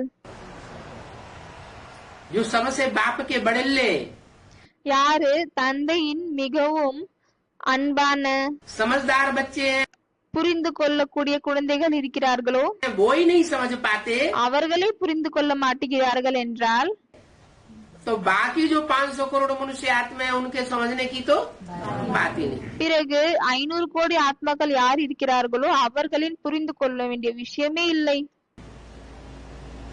तो बाप को पहले जानो। எனவே தந்தையை முதலில் தெரிந்து கொள்ளுங்கள். इस बाप की पहचान में ही बहुत गलतियां होती हैं। இந்த தந்தையின் தெரிந்து கொள்வதின் விஷயத்தில் தான் நிறைய தவறுகள் ஏற்படுகிறது. बाप को जब तक पूरा नहीं जाना है, தந்தையை எப்பொழுது வரையும் முழுமையாக தெரிந்து கொள்ளவில்லையோ तो क्या होगा? எனவே என்ன ஆகும்? अनिश्चय अनिश्चय आवेगा, अनिश्चय आने அனிச்சயம் வரும். பிறகு அனிச்சயம் வருவதால் से फिर नीचे गिरते रहेंगे। கீழே விழுந்து கொண்டே இருப்போம். அனிச்சயம் வருவதால் கீழே விழுந்து கொண்டே இருப்போம். मृत्यु होती रहेगी। மரணம் ஏற்படும். बाप को जानने से तुम सब कुछ जान जाओगे। தந்தையை தெரிந்து கொள்வதால் நீங்கள் அனைத்தையும் தெரிஞ்சுக்கிறீங்க. बाप जो पतित पावन है, தந்தை யார் பதித்து பாவன் ஆகிறாரோ, பதித்தர்களை தூய்மையாக்க கூடியவர்களாக இருக்கிறாரோ उनसे योग लगाने से तुम पावन बनेंगे। அவர்களோடு நம்ம யோகத்தை இணைக்கும் மூலமாக தான் தூய்மையாகுகிறோம். उनसे அவர்களோடு बाप जो पतित पावन है, பாப் தந்தை யார் பதித்தர்களை பாவனமாக்க கூடியவராய் இருக்கிறாரோ किसके तन में बैठ के बोल रहा है? யாருடைய உடலில் இருந்து சொல்கிறார்? दादा लेकर आज ब्रह्मा के तन में बैठ करके ये महावाक्य बोल रहा है। தாதா லேக்ராஜ் பிரம்மாவினுடைய உடலில் இருந்து இந்த மகா வாக்கியங்களை சொல்கிறார். और किसकी तरफ इशारा कर रहा है? மற்றும் யாரிடம் சைகை காமிக்கிறார்? बाप जो पतित पावन है, தந்தை யார் பதித்த பாவன் ஆவாரோ उनसे योग लगाने से, उनसे कह के दूर क्यों कर दिया? அவர்களோடு யோகம் இணைக்கும் போது, அப்போ அவரோடு என்று சொல்லிட்டு ஏன் தூரமாக்கி விட்டார்? इनसे क्यों नहीं कहा? ब्रह्मा இவரோடு என்று ஏன் சொல்லவில்லை? की तरफ इशारा क्यों नहीं किया? பிரம்மாவின் பக்கம் ஏன் சைகை காமிக்கவில்லை? क्योंकि ब्रह्मा के द्वारा पति से पावन कोई बना ही नहीं। ஏனென்றால் பிரம்மாவின் மூலமாக யாரும் பதித்த அதாவது தூய்மை இல்லாமல் இருந்து தூய்மையாக யாரும் ஆகவில்லை. तो उनसे योग लगाने से तुम पति से पावन बन जाएंगे। பிறகு அவர்களோடு நீங்கள் யோகத்தை இணைக்கும் போது தூய்மையாகுகிறீர்கள். पहले पावन बनने की शिक्षा लो। முதலில் தூய்மையாகக்கூடிய அந்த படிப்பை எடுத்துக்கொள்ளுங்கள். पहले पावन बनने की शिक्षा लेने से முதலில் அந்த தூய்மையாகக்கூடிய படிப்பை எடுத்துக்கும் போது तुम पतित से पावन बन जाओगे। நீங்கள் பதித்தில் இருந்து பாவனமாகி விடுவீங்கள். और शिक्षा किससे लेंगे? மற்றும் அந்த படிப்பை யாரிடமிருந்து எடுத்துக்கொள்வீர்கள்? शिक्षा लेंगे बाप से। அந்த படிப்பை நீங்கள் தந்தையிடமிருந்து எடுத்துக்கொள்வீர்கள். तो जो बाप है, टीचर है, सदगुरु का रूप है, பிறகு யார் பாப் டீச்சர் சத்குருவினுடைய ரூபமாக இருக்கிறதோ वो रूप को पहचानना पड़े। அந்த ரூபத்தை தெரிந்து கொள்ள வேண்டிய அவசியம் இருக்கிறது. उस पहचान में ही सबसे बड़ा घोटाला हो जाता है। ஆனா அந்த தெரிந்து கொள்ள வேண்டிய அந்த விஷயத்தில் தான் எல்லா விதமான கலப்படமும் ஏற்படுகிறது. माया बुद्धि में घोटाला डाल देती है। மாயா புத்தியில் அந்த கலப்படம் ஏற்படுத்துகிறது. तुम बच्चे कहते हो बाप आया हुआ है, குழந்தைகளான நீங்க சொல்கிறீர்கள் தந்தை வந்திருக்கிறார் என்று. माया कहती है नहीं, ஆனா மாயா என்ன சொல்லுது? இல்லை, தந்தை வரவில்லை, बाप नहीं आया हुआ है, कोई शैतान आया हुआ है। ஒரு சைத்தான் வந்திருக்குது அப்படின்னு மாயா சொல்லுது. तो तुम्हारी बुद्धि को माया बरगलाए देती है। அப்போ உங்களுடைய புத்திய மாயா சேஞ்ச் பண்ணி விட்டுடுது, மாத்தி விட்டுடுது. तुम जो यज्ञ के आदि के बड़े बच्चे हो, நீங்கள் யார் யக்னத்தினுடைய ஆரம்பத்தில் இருக்கக்கூடிய பெரிய குழந்தைகள் ஆவீர்களோ, जो दोबारा ब्राह्मणत्व के संस्कार लेकर के इस यज्ञ में आए हो, पढ़ाई पढ़ रहे हो, பிறகு மீண்டும் பிராமணத்துவனுடைய சம்ஸ்காரத்தை எடுத்து வந்து இங்க பிராமணர்களாகி படிப்பை படிக்கிறீர்களோ, लास्ट सो फास्ट जाने वाले हो, கடைசியில் இருந்து முதலில் செல்லக்கூடியவர்களாக இருக்கிறீர்களோ, तुम्हारी बुद्धि में ही जब ये உங்களுடைய புத்தியிலேயே எப்பொழுது இந்த விஷயம் निश्चय अनिश्चय का चक्र चलता रहता है, நிச்சயம் அனிச்சயத்தினுடைய சக்கரம் சுத்தி கொண்டே இருக்கிறதோ, तो और दुनिया की बुद्धि में तो कितना बड़ा घोटाला चलेगा। பிறகு இந்த முழு உலகத்தில் இருக்கக்கூடிய அனைவரின் புத்தியில் எவ்வளவு கலப்படம் நடக்கணும், इतना बड़ा युद्ध चलेगा, இவ்வளவு பெரிய யுத்தம் நடக்கும். எதில் सारी दुनिया में बड़े से बड़ा रेवोल्यूशन हो जाएगा। இந்த முழு உலகத்திலும் ரொம்ப பெரிய புரட்சி ஏற்படும். क्या? என்ன? बाप की पहचान का। தந்தையின் அறிமுகத்தின் மிக பெரிய புரட்சி ஏற்படும். इस रेवोल्यूशन का गायन किन रूपों में है? இந்த ரிவல்யூஷனுடைய புகழ் எந்த ரூபத்தில் இருக்கிறது? ये रिवोल्यूशन का गायन है राम रावण का युद्ध। இந்த புரட்சியினுடைய புகழ் எப்படி இருக்குதுன்னா ராமர் மற்றும் ராவணனுடைய யுத்தம் அந்த ரூபத்தில் இருக்கிறது. देवासुर संग्राम, தேவர்கள் மற்றும் அசுரர்களின் சங்கிராம் அதாவது யுத்தம். महाभारी महाभारत ग्रह युद्ध, மகாபாரி மகாபாரத் கிரக யுத்தம். ये सब कहाँ की यादगार है? இது எல்லாம் எங்கத்துக்கான நினைவார்த்தம்? संगम युग की। तो मुट्ठी भर बच्चे कहते हो बाप आया हो, சங்கம் யுகத்தின் நினைவார்த்தமாகும். நீங்கள் கைக்குள் இருக்கக்கூடிய குழந்தைகள் சொல்கிறீர்கள், கையளவில் இருக்கக்கூடிய குழந்தைகள் சொல்கிறீர்கள் தந்தை வந்திருக்கிறார் என்று. लेकिन माया तुम्हारी बुद्धि को भी बरगलाएगी। ஆனால் மாயை உங்களுடைய புத்தியையும் மாற்றி விடுகிறது. ओम शांति। ஓம் சாந்தி.